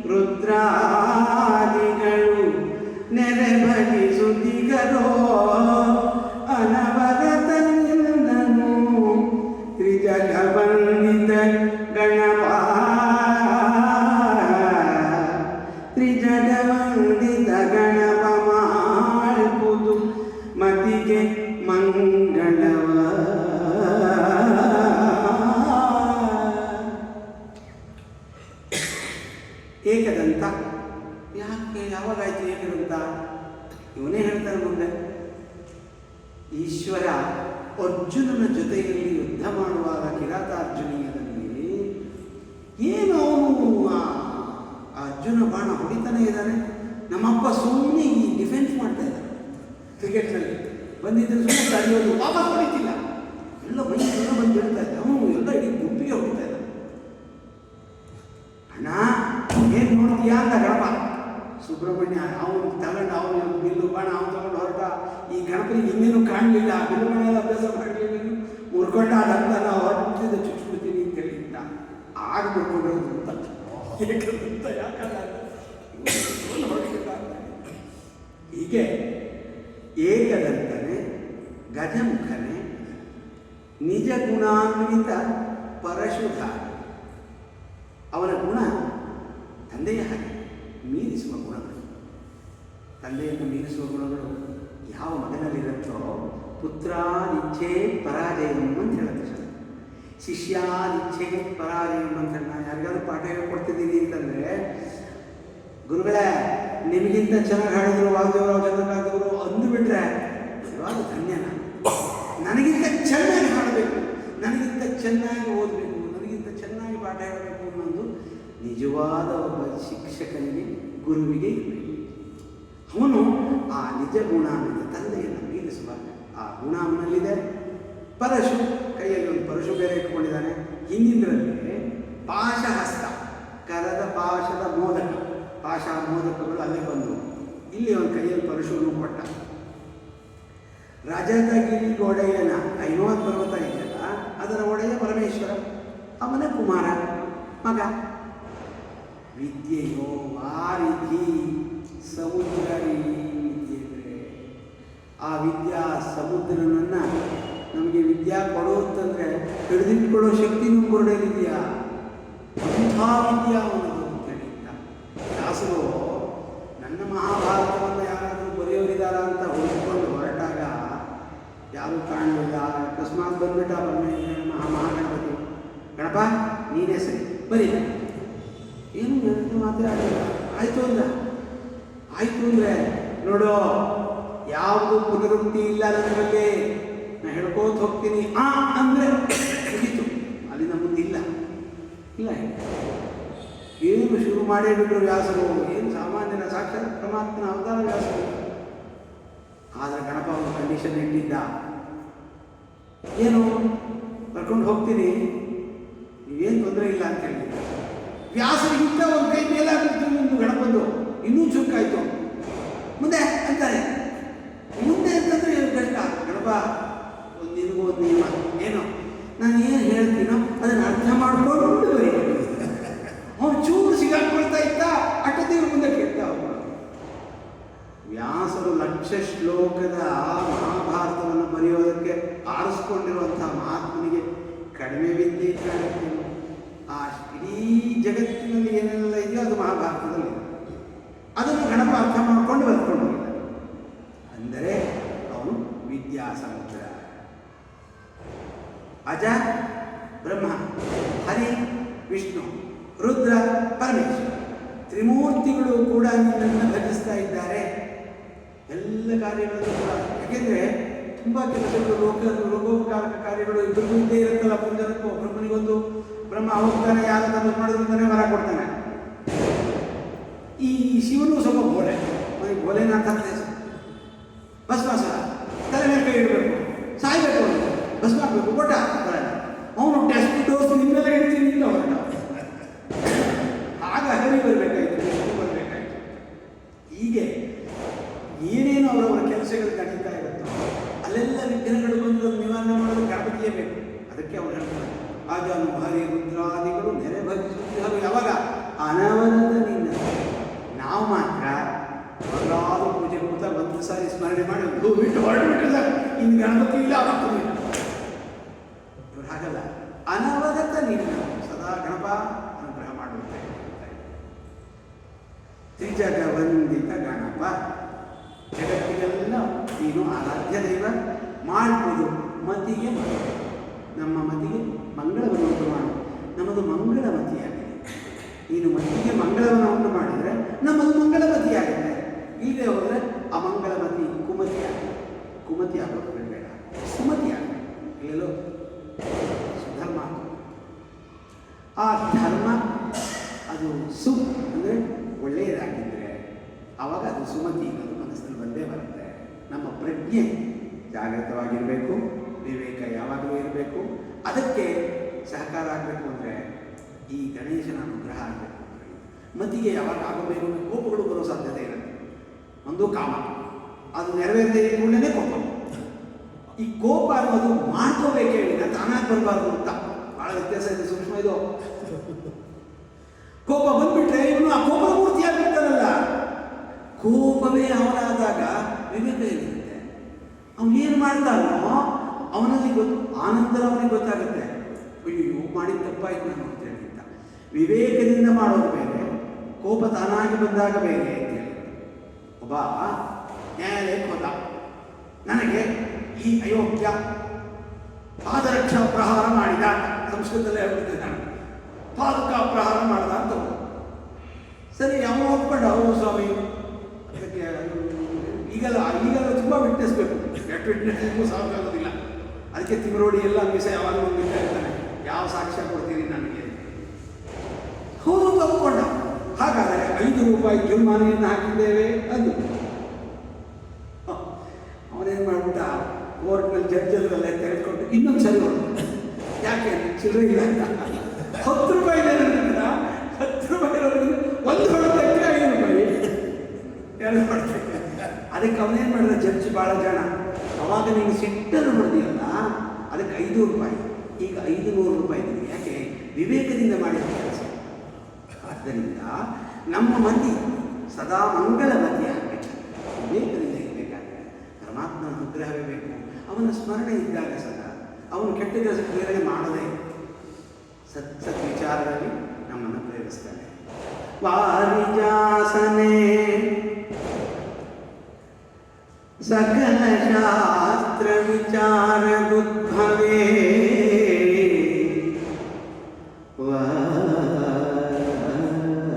ವಾರಿಜಾಸನೆ ಸಕಲ ಶಾಸ್ತ್ರ ವಿಚಾರ ಉದ್ಭವೇ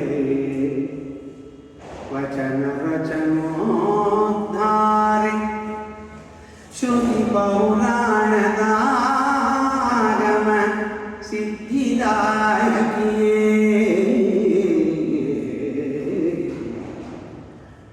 ಶೌರಿ ಸುರಬದಿ ಸಕಲ ಮುನಿ ಜನ ಸೂರಿಗಳಿಗೆ ಅನುಪಮದ ಯುಕ್ತಿಯೇ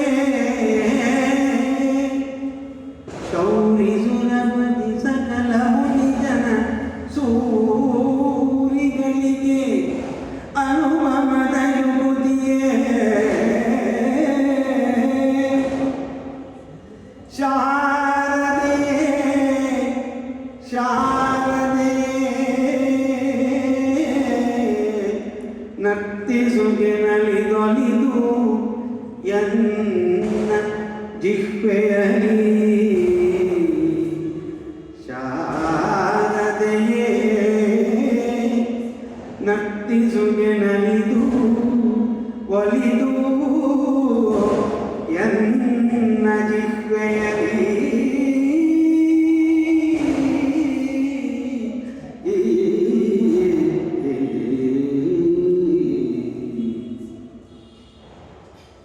ಯಾ ದೇವಿ ಸ್ತೂಯತೆ ನಿತ್ಯಂ ವಿವಿಧೈಃ ವೇದಪಾರಗೈಃ ಸಾ ಮೇ ವಸತು ಜಿಹ್ವಾಗ್ರೆ ಮಾತೃಕಾಖ್ಯ ಸರಸ್ವತಿ. ಇದೊಂದು ವೇದೋಕ್ತ ಪ್ರಾರ್ಥನೆ.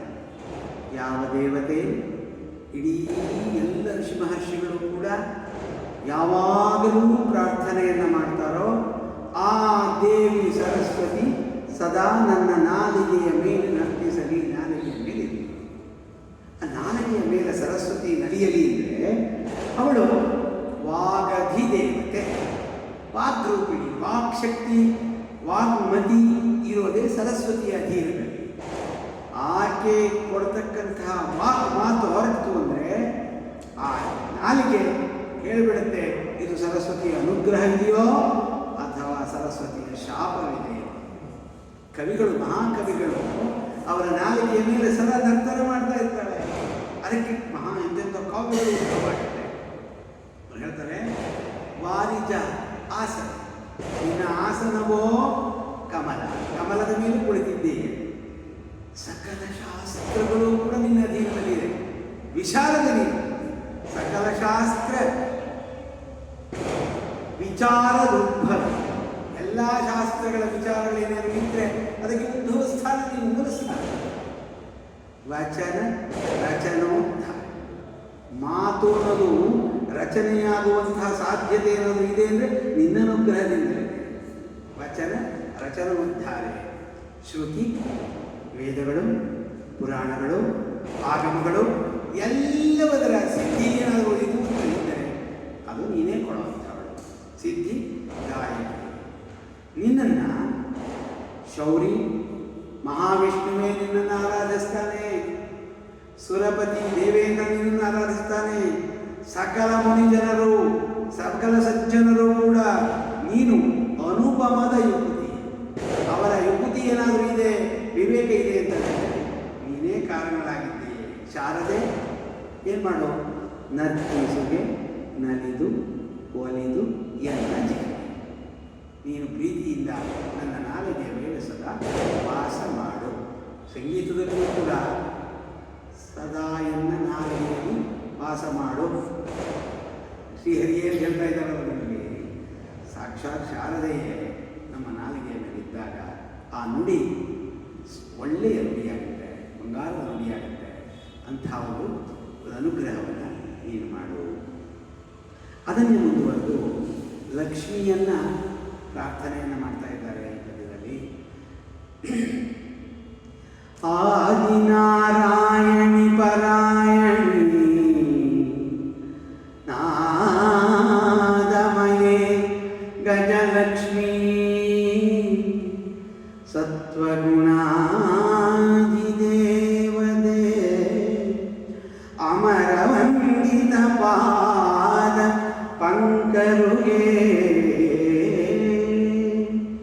ವೇದಮಾತೆ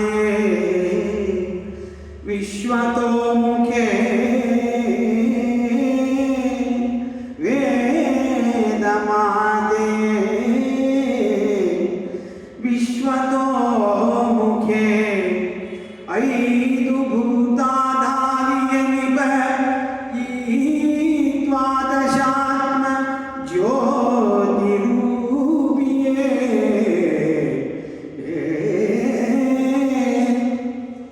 ನಾದೆ ಶಾರದೆ. ಅನುವೃತ್ತಿ ಮಾಡಿ ಹಿಂದಿನ ಪದ್ಯದಲ್ಲಿ ನರ್ತಿಸುಗೆ ನಲಿದು ಒಲಿದು ಎನ್ನ ಜಿಹ್ವೆಯಲಿ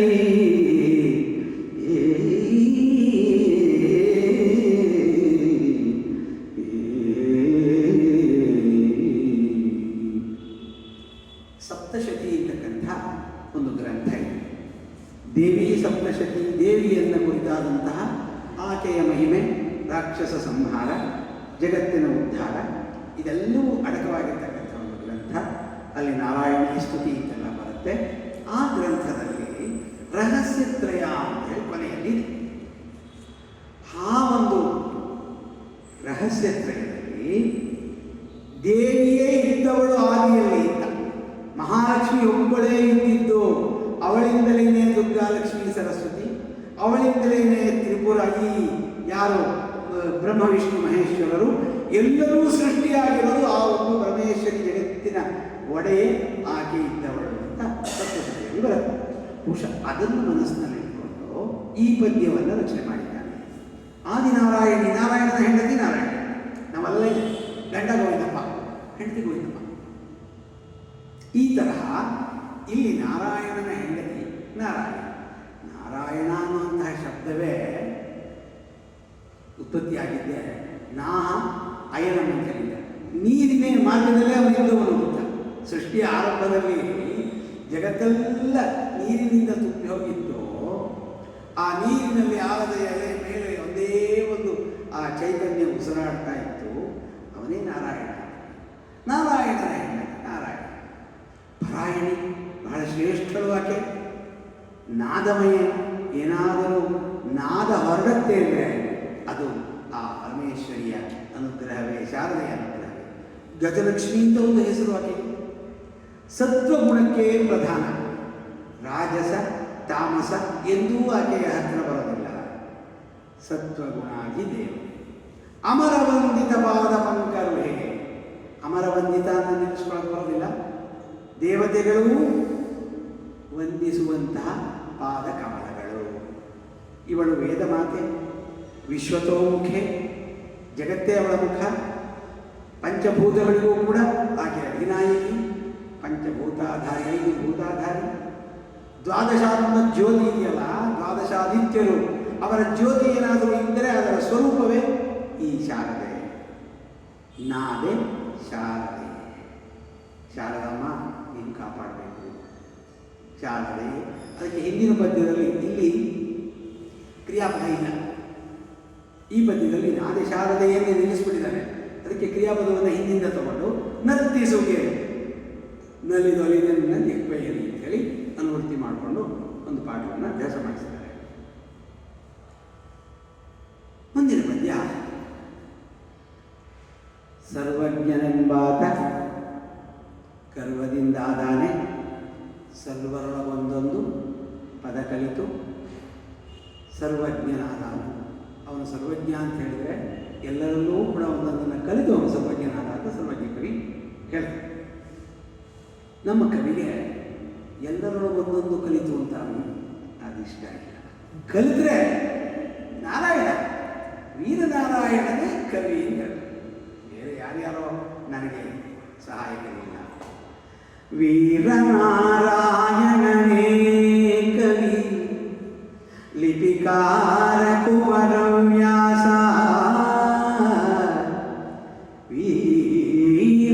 ವೀರನಾರಾಯಣನೇ ಕವಿ, ಲಿಪಿಕಾರ ಕುಮಾರವ್ಯಾಸ.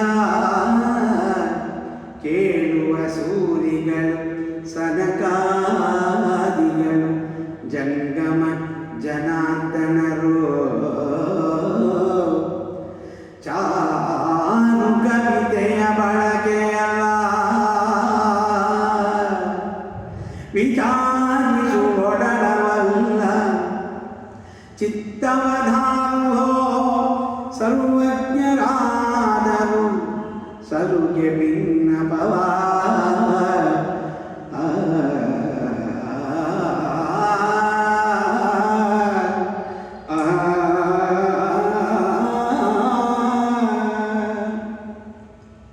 ನಾನು ಲಿಪಿಕಾರ ಅಷ್ಟೇ, ನಿಜವಾದ ಕವಿ ಅಲ್ಲಿದ್ದಾನೆ ಮೇಲೆ ನನ್ನದೇನೂ ಇಲ್ಲ. ಅವನು ಹೇಳ್ತಾನೆ ನಾನು ಬರಿತಾ ಇದ್ದೇನೆ ಅಂದರೆ ಲೋಕದ ಯಾರ್ಯಾರದನ್ನು ನೋಡ್ಕೊಂಡ್ಬಿಟ್ಟು ನಾನು ಥೀಸಿಸ್ ಬಂದು ಡಾಕ್ಟ್ರೇಟ್ ತಗೊಳ್ಳೋದಲ್ಲ. ಹೇಳಿದ್ರೆ ಅವನೇ ಹೇಳ.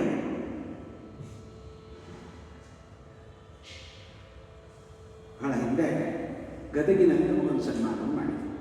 ಹುಬ್ಬಳ್ಳಿಯ ಅದ್ವೈತಾಶ್ರಮದ ಮಹಾಸ್ವಾಮಿಗಳು ಅಲ್ಲಿ ಬಂದಿದ್ದರು. ನಮಗೆ ಒಂದು ಟ್ರ್ಯಾಕ್ಟರ್ ಮೇಲೆ ಊರಿನಲ್ಲಿ ಒಂದು ಮೆರವಣಿಗೆ ಎಲ್ಲ ಆಯಿತು. ಕಾರ್ಯಕ್ರಮ ಆರಂಭ ಆಯಿತು. ಮಕ್ಕಳೇ ಅವಧಾನ ಹೇಳಿದವರು, ಸಂತುಮಾರ ನೀನೇ ಬಂದು ಮಾತಾಡುವ, ನನಗೆ ಗಂಟಲು ಸ್ವಲ್ಪ ಚೆನ್ನಾಗಿಲ್ಲ, ನಾನೇ ಮಾತಾಡ್ತೀನಿ, ನನ್ನನ್ನು ಬೈಬೇಡಿ, ನಾನು ಮಾತಾಡಿ ಮುಗಿಸ್ಬಿಟ್ಟಿರ್ತೀನಿ ನಿಮ್ಮದನ್ನು. ಇಲ್ಲ ಇಲ್ಲ, ನಾನು ಮುಂಚೂರು ಉಳಿಸು. ಮಾತಾಡೋದಕ್ಕೆ ಶುರು ಮಾಡಿ. ಆ ಸ್ವಾಮೀಜಿ ಈಗ ಸಭೆಗೆ ಮುಖವಾಗಿದ್ದವರು ಪೂರ್ತಿ ತಿರುಗಿಬಿಟ್ಟು ರೈಟ್ ಬಲಗಡೆ ತಿರುಗಿಬಿಟ್ಟು ನನ್ನ ಮುಖ ಬರ್ತಾ ಇದ್ದಾರೆ. ಎಷ್ಟು ಹೆಮ್ಮೆ ಅಂತಂದರೆ, ಈ ಕುಮಾರವ್ಯಾಸನನ್ನು ಹಾಡೋಕೆ ಇನ್ನೊಬ್ಬ ಕುಮಾರವ್ಯಾಸನ ಹುಡ್ಕೋಬೇಕು, ನಮ್ಮಂಥವ್ರಿಗೆ ಆಗೋದಿಲ್ಲ. ಆದರೆ ನನಗೊಂದು ಹೆಮ್ಮೆ ಇದೆ, ಇದರಲ್ಲಿ ಕುಮಾರವ್ಯಾಸ ಕೂತ್ಕೊಂಡಿದ್ದಾನೆ, ಅವನು ಹಾಡ್ತಾನೆ, 0 ಅಂಕ ಕೊಟ್ಟರು, ಅವನು ಪರೀಕ್ಷೆ ಕೊಟ್ಟಿದ್ದೀನಿ ಅಂತ ಅರ್ಥ. ಆ ಒಂದು ಹೆಗ್ಗಳಿಕೆ ನನಗಿದೆ ಅಂತಂದಾಗ ಸ್ವಾಮೀಜಿ ಎಲ್ಲಿತ್ತೋ ಚಪ್ಪಾಳೆ ಬಾಯಿ ಕುಮಾರವ್ಯಾಸ ದೊಡ್ಡವನು, ನೀನು ದೊಡ್ಡವನು ಗೊತ್ತಾಗ್ತಿಲ್ಲ ಅಂತ.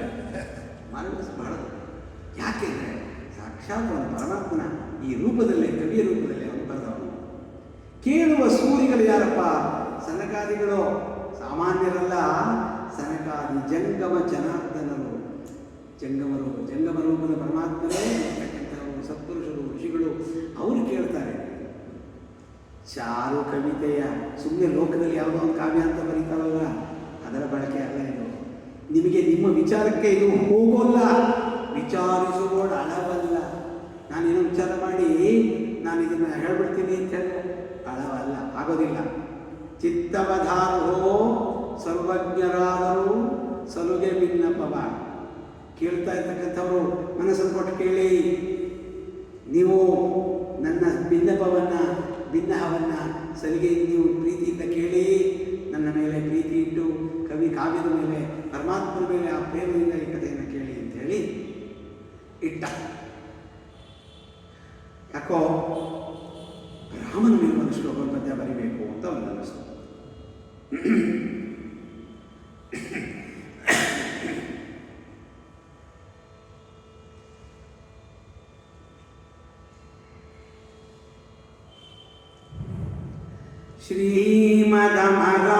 ಶ್ರೀಮದಮರಾಧೀಶನತ ಪದತಾಮರಸ ಘನ ವಿಪುಳ ನಿರ್ಮಲ ರಾಮ ಅನುಪಮ ಮಹಿಮ ಸನ್ಮುನಿ ವಿನುತ ಜಗಭರಿತ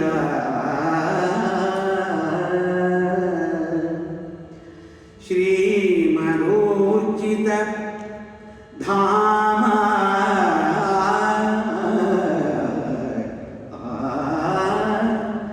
ಶ್ರೀಮನೋರ್ಜಿತ ಧಾಮ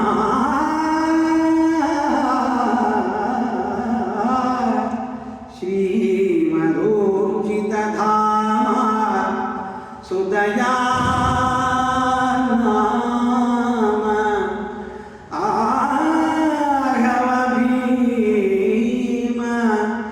ರಘುಕುಲ ರಾಮ ರಕ್ಷಿಸೋ ಒಲಿದು ಗದುಗಿನ ವೀರ ನಾರಾಯಣ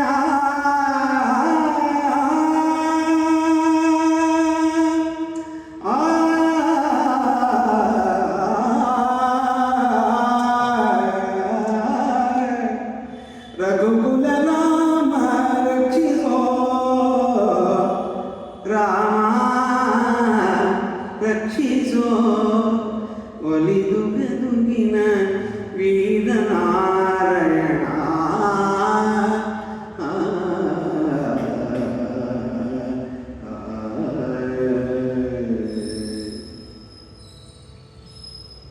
ಈ ಪದ್ಯವನ್ನು ಶಿವಮೊಗ್ಗದಲ್ಲಿ ಕುವೆಂಪು ರಂಗಮಂದಿರದಲ್ಲಿ ಬಹಳ ದೊಡ್ಡ ಕಾರ್ಯಕ್ರಮ, ಆಕಾಶವಾಣಿಯವರೆಲ್ಲ ಇದ್ದರು.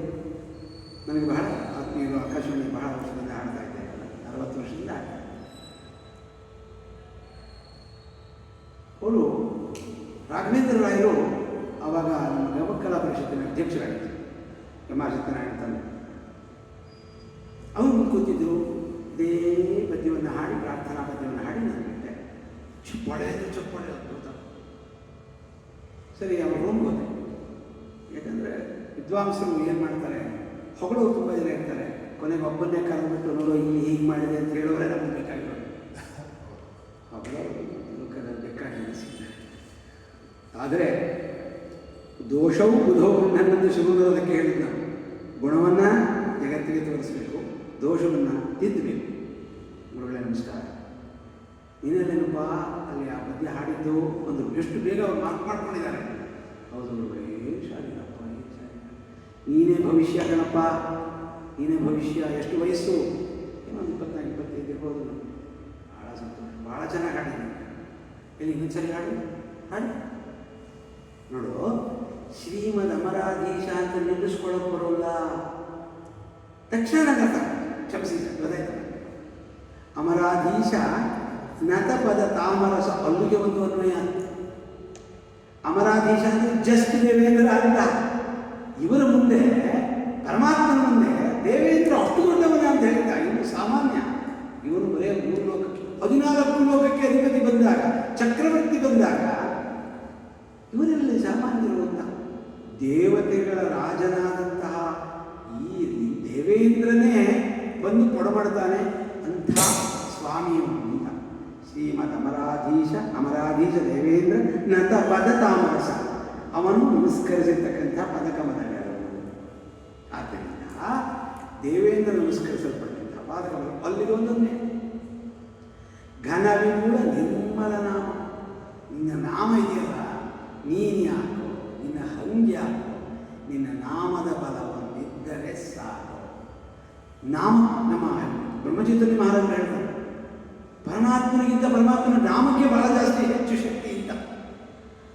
ಪರಮಾತ್ಮನಾದರೂ ಸಿಗದೇ ಇರ್ಬೋದು, ನಾಮ ಸಿಗುತ್ತಲ್ಲ, ನಾಮದಿಂದ ಆಗುವಂತಹ ಸಾಮರ್ಥ್ಯ ಆ ಪರಮಾತ್ಮನಲ್ಲಿ ನಾಮವೇ ಎಲ್ಲವನ್ನೂ ಕೊಡುತ್ತೆ. ಅದಕ್ಕೆ ಮಹಾರಾಜರು ಎಲ್ಲ ಕಡೆಯಲ್ಲೂ ರಾಮನಾಮದ ಏನು ಪ್ರಚಾರವನ್ನು ಮಾಡ್ತಾ ಇದ್ದಾರೆ. 13 ಕೋಟಿ ರಾಮನಾಮ ಮಾಡಬೇಕು, 3 ಕೋಟಿ ರಾಮನಾಮ ಮಾಡಿ ಸಾಕ್ಷಾತ್ ರಾಮ ಓಡಾಡೋದು ತೋರಿಸ್ತೀನಿ ಅಂತಾರೆ. ಅಂಥ ಶಕ್ತಿ ರಾಮನಾಮಕ್ಕೆ. ಸುಮ್ಮನೆ ತಮಾಷೆಗೆ ಹೇಳ್ತೇನೆ. ಯಾವುದೋ ಒಂದು ಶಾಲೆಯಲ್ಲಿ ಕಾರ್ಯಕ್ರಮ ಹೋಗಿದ್ದೆ, ಅಲ್ಲಿಯ ಪಿ ಟೀಚರ್ ನನ್ನ ಚೆನ್ನಾಗಿ ಪರಿಚಯ ಮಾಡ್ಕೊಂಡ. ಎಷ್ಟೋ ದಿವಸ ಆಗೋಯ್ತು, ಅವನು ಪಡೆದಿದ್ದ, ನಾನು ನೆನಪಿಲ್ಲ, ನನಗೂ ಯಾರತ್ತೆ ನೆನಪಿಲ್ಲ. ಒಂದು ಫೈನ್ ಡೇ ಅವ್ರಿಗೆ ಯಾವುದೋ ಬೇಜಾರಿಗೆ ಅವರು ಬಂದು ನಮ್ಮೂರು ಹೊಳೆ, ಪಕ್ಕದ ಹಳ್ಳಿ ಹೊಳೆ ಬಂದ್ಬಿಟ್ಟು ಸೂಸೈಡಿಗೆ ಬಿಟ್ಟ. ಬಿದ್ದರೆ ಅವರಿಗೆ ಬರಬೇಕು ಅಂತ ಆಸೆ. ಇದು ನೋಡಿ ಹೊಡ್ತಾ ಇದ್ದಾರೆ. ಬಿದ್ದ, ಸಾಯಕ್ಕೆ ಆಗಲಿಲ್ಲ, ಹೋದ, ಯಾವ ಒಂದು ಚುಳಿಕೆ ಇಟ್ಕೊಂಡ, ಅಲ್ಲಿ ಒಂದು ಪುಟ್ಟ ಬಂಡೆ ಮೇಲೆ ಕೂತಿದ್ದಾನೆ. ಸುತ್ತಲೂ ನೀರು ಹೋತ ಹರಿತಾ ಇದೆ, ಹೊಳೆ ಏರ್ತಾ ಇದೆ, ಕೂಗ್ಕೋತಾ ಇದೆ. ಎಷ್ಟು ಜೋರಾಗಿ ಕೂಗ್ಕೋತಿದ್ದಾರೆ ಅಂದರೆ, ನಾವು ಮತ್ತು ಶರತ್ ಕುಮಾರ್ ಅವರ ಸ್ನೇಹಿತ ಬಿದ್ದಿದ್ದೀವಿ, ಯಾರಾದ್ರೂ ನನ್ನನ್ನು ಕಾಪಾಡಿ ಅಂತ. ಅವನು ಬಿದ್ದ ಮೇಲೆ ಸುಮಾರು ಆಪರೇಷನ್ ಪಿ ಟೀಚರ್ ಬಹುಶಃ 3.5 ತಾಸು ಹಿಡಿದಿದೆ. ನಾನು ಮತ್ತೂರಿನಲ್ಲೆಲ್ಲ ರಾಮ ಮಂದಿರದಲ್ಲಿ ಭಜನೆ ಮಾಡ್ತಾ ಕೂತಿದ್ದೆ. ಯಾರೋ ನಿನ್ನ ಹೆಸರು ಹೇಳ್ಕೊಂಡು ಯಾರೋ ಹೊಳೆಯಲ್ಲಿ ಬಿದ್ದಿದ್ದಾರಂತೆ, ಈ ಕ್ಷಣ ಹೋಗ್ಬೇಕಂತೆ. ಆ ದೋಣಿ ನಮ್ಮ ಕಡೆ ಇತ್ತು. ತಕ್ಷಣ ಬಿಟ್ಟು ದೋಣಿ ತಗೊಂಡು ಹೋಗೋಟೊತ್ತಿಗೆ ಫೈರ್ ಇಂಜಿನ್ ಆಫೀಸ್ನವರೆಲ್ಲ ಬಂದು ಅವ್ರನ್ನ ಎತ್ತಿ ಎಡಕ್ಕೆ ಹಾಕಿ, ಈಗ ನಿನಗೆ ಸನತ್ ಕುಮಾರ್ ಅವ್ರನ್ನ ಗುರುತಿಸ್ತೀಯ, ಈಗ ಬಂದಿದ್ದಾರೆ ಅಂತ ಗೊತ್ತಿಲ್ಲ. ಸನತ್ ಕುಮಾರ್ ಗೊತ್ತಿಲ್ಲ, ಸನತ್ ಕುಮಾರ್ ಹೆಸರು ಬಂದವನಿಗೆ ಇಟ್ಕೊಂಡಿದ್ದಾನೆ, ಬಿಟ್ಟುಕೊಂಡೆ ನನ್ನ ಹೆಸರು ಹೇಳ್ತಾನೆ, ಯಾಕಂದ್ರೆ ಅಲ್ಲಿಗೆಲ್ಲ ನನ್ನ ಹೆಸರು ಬಂತು. ನೀನು ಯಾಕೋ ನಮ್ಮ ರಾಜರಾಮೂರ್ತಿ ಹೇಳಿದ್ದು, ನಿನ್ನ ಹಂಗೆ ಯಾಕೋ, ನಿನ್ನ ನಾಮದ ಬಲ ಇದ್ದರೂ ನೋಡು ಅವ್ರಿಗೆ ಬಿಟ್ಟ ಅಂತ. ಪರಮಾತ್ಮ ನಾಮಕ್ಕೆ ಒಟ್ಟು ಶಕ್ತಿ, ನಾಮವೇ ಬಲ. ಆದ್ದರಿಂದ ಅವನು ನಿರ್ಮಲ ನಾಮ, ನಿರ್ಮಲ ರಾಮ. ಅವನ ಆ ರಮಯತೀತಿ ರಾಮ, ಎಲ್ಲರನ್ನು ಆಕರ್ಷಿಸ್ತಕ್ಕಂಥ ಸಾಮರ್ಥ್ಯ ಆ ರಾಮನಿಗೆ. ಅನುಪಮ ಮಹಿಮಾ, ಅವನ ಮಹಿಮೆ ಎಷ್ಟು ಅಂತ ಹೇಳೋಣ. ಸಾಮಾನ್ಯ ಮಹಿಮೆ ಅಲ್ಲ. ರಾಮನಾಗಿ ಒಬ್ಬ ಮಹಾವೀರನಾಗಿ ಏನೆಲ್ಲ ಮಾಡಬಹುದೋ ಅದನ್ನು ಮಾಡಿ, ಕೃಷ್ಣನಾಗಿ ಏನೆಲ್ಲ ತಂತ್ರಗಾರಿಕೆಯನ್ನು ಮಾಡಬಹುದೋ, ಒಮ್ಮೊಮ್ಮೆ ಮಹಾತ್ಮನಾಗಿ ಪವಾಡ ಪುರುಷನಾಗಿ ಮಾಡಬಹುದು, ಎಲ್ಲವನ್ನೂ ಮಾಡಿ. ಇಲ್ಲಿ ಹೋದರೆ ಅಕ್ಷಯ ಸೀರೆ ದ್ರೌಪದಿಗೆ ಕೊಟ್ಟ ಅಂದರೆ ಹೇಗಾಗುತ್ತೆ? ನಮ್ಮ ಯೋಗಕ್ಕೆ ಸಿಗೋದಿಲ್ಲ, ಬುದ್ಧಿಗೆ ಸಿಗೋದಿಲ್ಲ. ಕುಂತಿಗೆ ಕೇಳ್ತಾರೆ ಪರಮಾತ್ಮ, ಅತ್ತೆ ತುಂಬ ನವದು ಬಿಟ್ಟೆ, ಏನಾದರೂ ಬರವನ್ನು ಕೇಳಿ. ಏನು ಬೇಕಾದ್ರೂ ಕೊಡ್ತಿದ್ನಾ? ಕೊಡ್ತೀನಿ ಇಂದ, ಏನು ಬೇಕಾದರೂ ಕೊಡ್ತಿದ್ದ. ಎಲ್ಲಿಂದ? ಅವನೇ ಹೇಳ್ತಾನೆ ಭಾಗವತದಲ್ಲಿ, ನನ್ನಲ್ಲಿರ್ತಕ್ಕಂತಹ ತಪಸ್ಸಿನ ಬಲದಿಂದ, ಯೋಗದ ಬಲದಿಂದ, ಬ್ರಹ್ಮಚರ್ಯದ ಬಲದಿಂದ ಏನು ಬೇಕಾದರೂ ಕೊಡಬಲ್ಲೆ ಅಂತ. ಅದು ಪರಮಾತ್ಮ ಅನುಭವ ಮಹಿಮಾರಿ. ಅವನು ಇಂಥದ್ದು ಕೊಡೋಕ್ಕಾಗಲ್ಲ ಅಂತಿಲ್ಲ. ಅವರು ಯಾವ ಪಾಂಡವರು ಅಷ್ಟು ಕಷ್ಟಪಟ್ಟಲ್ಲ, ಮಾಡಿ ತಪ್ಪು ಅಯೋಗ್ಯ ಕರೆದಾದ ಪಗಡೆ ಆಡಕ್ಕೆ ಹೋಗಿ ಕೂತ್ಕೊಂಡು ಕುಕ್ಕರು ಬಡ್ತಲ್ಲ, ಎಲ್ಲರೂ ಮಾಡಾಗಿಟ್ಬಿಟ್ಟು ಎಲ್ಲ ಸರ್ವನಾಶ ಮಾಡಕ್ಕೆ ಇವನ್ ದೋಷ ಇಟ್ಕೊಂಡು ಒಂದು ಸಾರಿ ಕೃಷ್ಣ ಹೀಗೆ ಕರೀತಾ ಇದ್ದಾರೆ, ನೀನು ಒಂದ್ಸರಿ ನನಗೆ ಗೊತ್ತಿಲ್ಲದೆ ಒಂದ್ಸರಿ ಸೋತ್ಕೊಂಡೆ, ನೀನು ಒಂದ್ಸರಿ ಬಾ, ಒಂದ್ಸರಿ ಹೇಳಿ ಕಳಿಸ್ಬಾರ್ದೆ. ಅವನು ಅಂದ ಕೃಷ್ಣ, ಸಾರಿ. ಈ ದ್ವಾರಕೆ ಮೇಲೆ ಪಾಪಿಗಳು ಜರಾಸಂಧನ ಕಡೆಯವರೆಲ್ಲ ಸುತ್ತ ಮುತ್ತಿಗೆ ಹಾಕೊಂಡಿದ್ರು. ಏನು ತಗೊಂಡ್ಬಿಟ್ಟಿದ್ದಾರೆ, ಬರೋಕೆ ಪುರ್ಸೊತ್ತಿಲ್ಲ ಅವನಿಗೂ ಕೂಡ, ಅವನಿಗೂ ಆಗ್ತಿರ್ಲಿಲ್ಲಪ್ಪ. ಯಾವುದೇ ಟೈಮ್ ನೋಡ್ಕೊಂಡ ಅವ್ನು ಕರೆದ ಶಕುನಿ, ಅವನು ಆಡ್ದ, ಇವನನ್ನು ಗೆಲ್ಲಿಸ್ದ. ಯಾರಾದ್ರೂ ಆಡ್ಬೋದಿತ್ತು, ನನ್ನ ಪರ್ವ ಬೇರೆ ಯಾರಾದರೂ ಆಡಲಿ ಅಂತ ಹೇಳಿಲ್ಲ. ಶಕುನಿ ಅಂತವ ಈ ಕಡೆ ಇದ್ದಿದ್ರೆ ಚೆನ್ನಾಗಿತ್ತು, ಒಬ್ಬನಿಲ್ಲ. ಧರ್ಮದ ಪಕ್ಷ ಹೇಗಿರ್ತಾರೆ ಜಗತ್ತಿನ ಕಡೆಯವರು. ಶಕುನಿ ಗಾಂಧಾರದ ಚಂಡಾಲರು, ಯಾಕೆಂದ್ರೆ ಇವತ್ತಿಗೂ ನಮ್ಗೆ ದುಃಖ ಹೋಗಿಲ್ಲ ನೋಡಿ. ಅವತ್ತು 4 ಜನ ಭಯೋತ್ಪಾದಕರನ್ನು ಬಿಟ್ಟಂತಹ ಭಾರತ ಇವತ್ತಿಗೂ ಆ ಒಂದು ದುಃಖದಲ್ಲಿ ಬೇಯ್ತಾ ಇದೆ. 1000 ಜನ ಕರ್ಕೊಂಡು ಬಿಟ್ವಿ ನಾವು. ಆ ಚಂಡಾಲ 4 ಜನರನ್ನ 156 ಜನ ಹೋಗ್ತಾರೆ ಅಂತ ಹೆದರಿಬಿಟ್ಟು ನಾವು ಆ 4 ಜನ ಭಯೋತ್ಪಾದಕರನ್ನು 90ರಲ್ಲಿ ಬಿಟ್ವಿ. ಇವತ್ತಿಗೂ ಜಗತ್ತಿನ ಕಂಟಕರು ಇನ್ನೂ ಹೆಸರು ನೆನಪಿದೆ ನನಗೆ. 90 ಅಂದರೆ ಹೆಚ್ಚು ಕಡಿಮೆ 35 ವರ್ಷ ಆಯ್ತಲ್ವ. 1990. ರೂಪಕತ್ಯ ಅಂತೇಳಿ ಪುರುಷ, ಹೆಂಡತಿ ಪಕ್ಕದಲ್ಲಿದ್ದಾಳೆ. ಒಂದು ಸಾರಿ ಕಣ್ಣನ್ನು ಬಿಟ್ಬಿಟ್ಟ, ಅರ್ಧ ಬಿಟ್ಟ ಅಷ್ಟೇ. ಎಲ್ಲರೂ ಕಣ್ಣು ಮುಚ್ಕೊಳ್ಳೋಕೆ ಆಗ ಮಾಡಿದ್ವಿ, ಕಣ್ಣು ಬಿಟ್ಟವರು ಶೂಟ್ ಮಾಡ್ತೀವಿ. ಎಲ್ಲರೂ ಕಣ್ಣು ಮುಚ್ಕೊಂಡಿದ್ವಿ, ಏನಾರ ಆಗೋದು. ಅವನೊಬ್ಬ ಕಣ್ಣು ಬಿಟ್ಟು ಕೂಡಲೇ ಹೆಂಡತಿ ಅದರಲ್ಲಿ ಶೂಟ್ ಮಾಡಿಬಿಟ್ಟ. ರೂಪಕತ್ಯ ಅಂತ ಹೇಳಿದ್ದ ಹೆಸರು. ಬಹುಶಃ ನೀವು ಆ ಕಂದಹಾರ ವಿಮಾನ ಅಪಹರಣದ ಇದನ್ನು ನೀವು ತೆಗೆದು ನೋಡಿದ್ರೆ ನೆನಪಾಗುತ್ತೆ ನೀವು. ಸೊ ಇಂಥ ಆ ಚಂಡಾಲನನ್ನು ಬಿಟ್ಟು ನ್ಯಾಯವಾಗಿ ನಮ್ಮ ದೇಶ ಇವತ್ತಿಗೂ ನಡ್ತಾ ಇದೆ. ಆ ಮೌಲಾನ ಅಜರ್ ಆ ನೀಚ ಚಂಡಾಲ ಅಲ್ಲೆಲ್ಲ ಕೂತ್ಕೊಂಡು ಜಗತ್ತನ್ನು ಹೇಗೆ ಹಾಳು ಮಾಡ್ಬೋದು ಅಂತೇಳಿ ಉದ್ಧಾರ ಮಾಡೋದು ಎಷ್ಟು ದಿನ ಇದ್ರೂ ಸಾಕಾಗೋದಿಲ್ಲ. ಒಬ್ಬರಿಗೆ ಜಗತ್ತಿನೆಲ್ಲ ಹಾಳು ಮಾಡೋ ಶಕ್ತಿ ಇದೆ ನೋಡಿ, ಮಾಡ್ತಾ ಇದ್ದಾರೆ.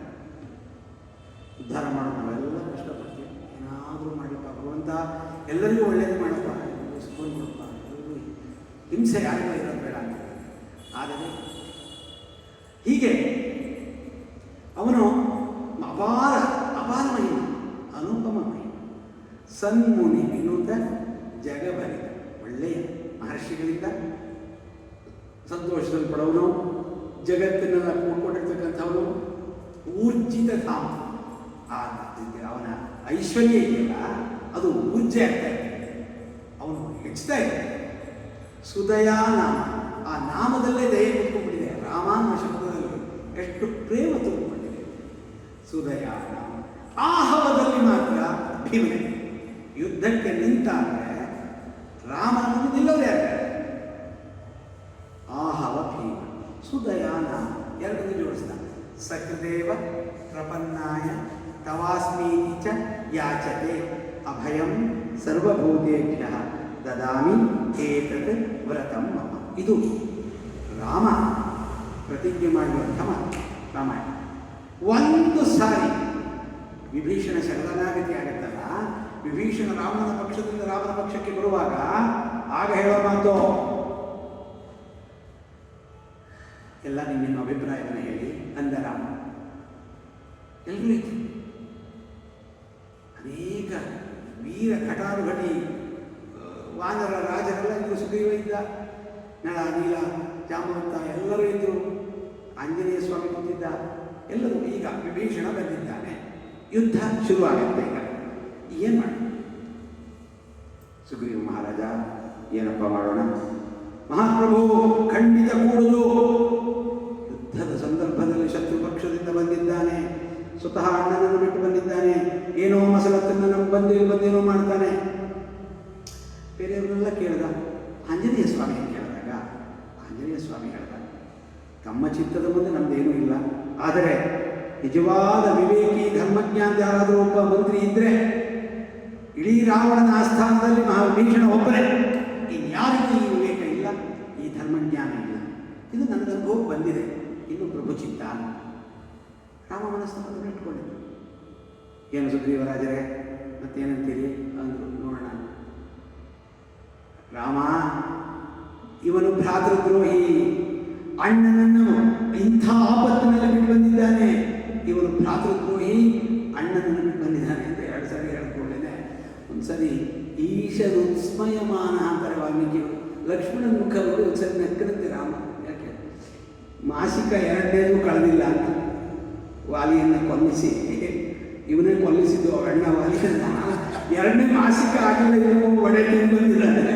ಅವನು ಭ್ರಾತೃದ್ರೋಹಿ.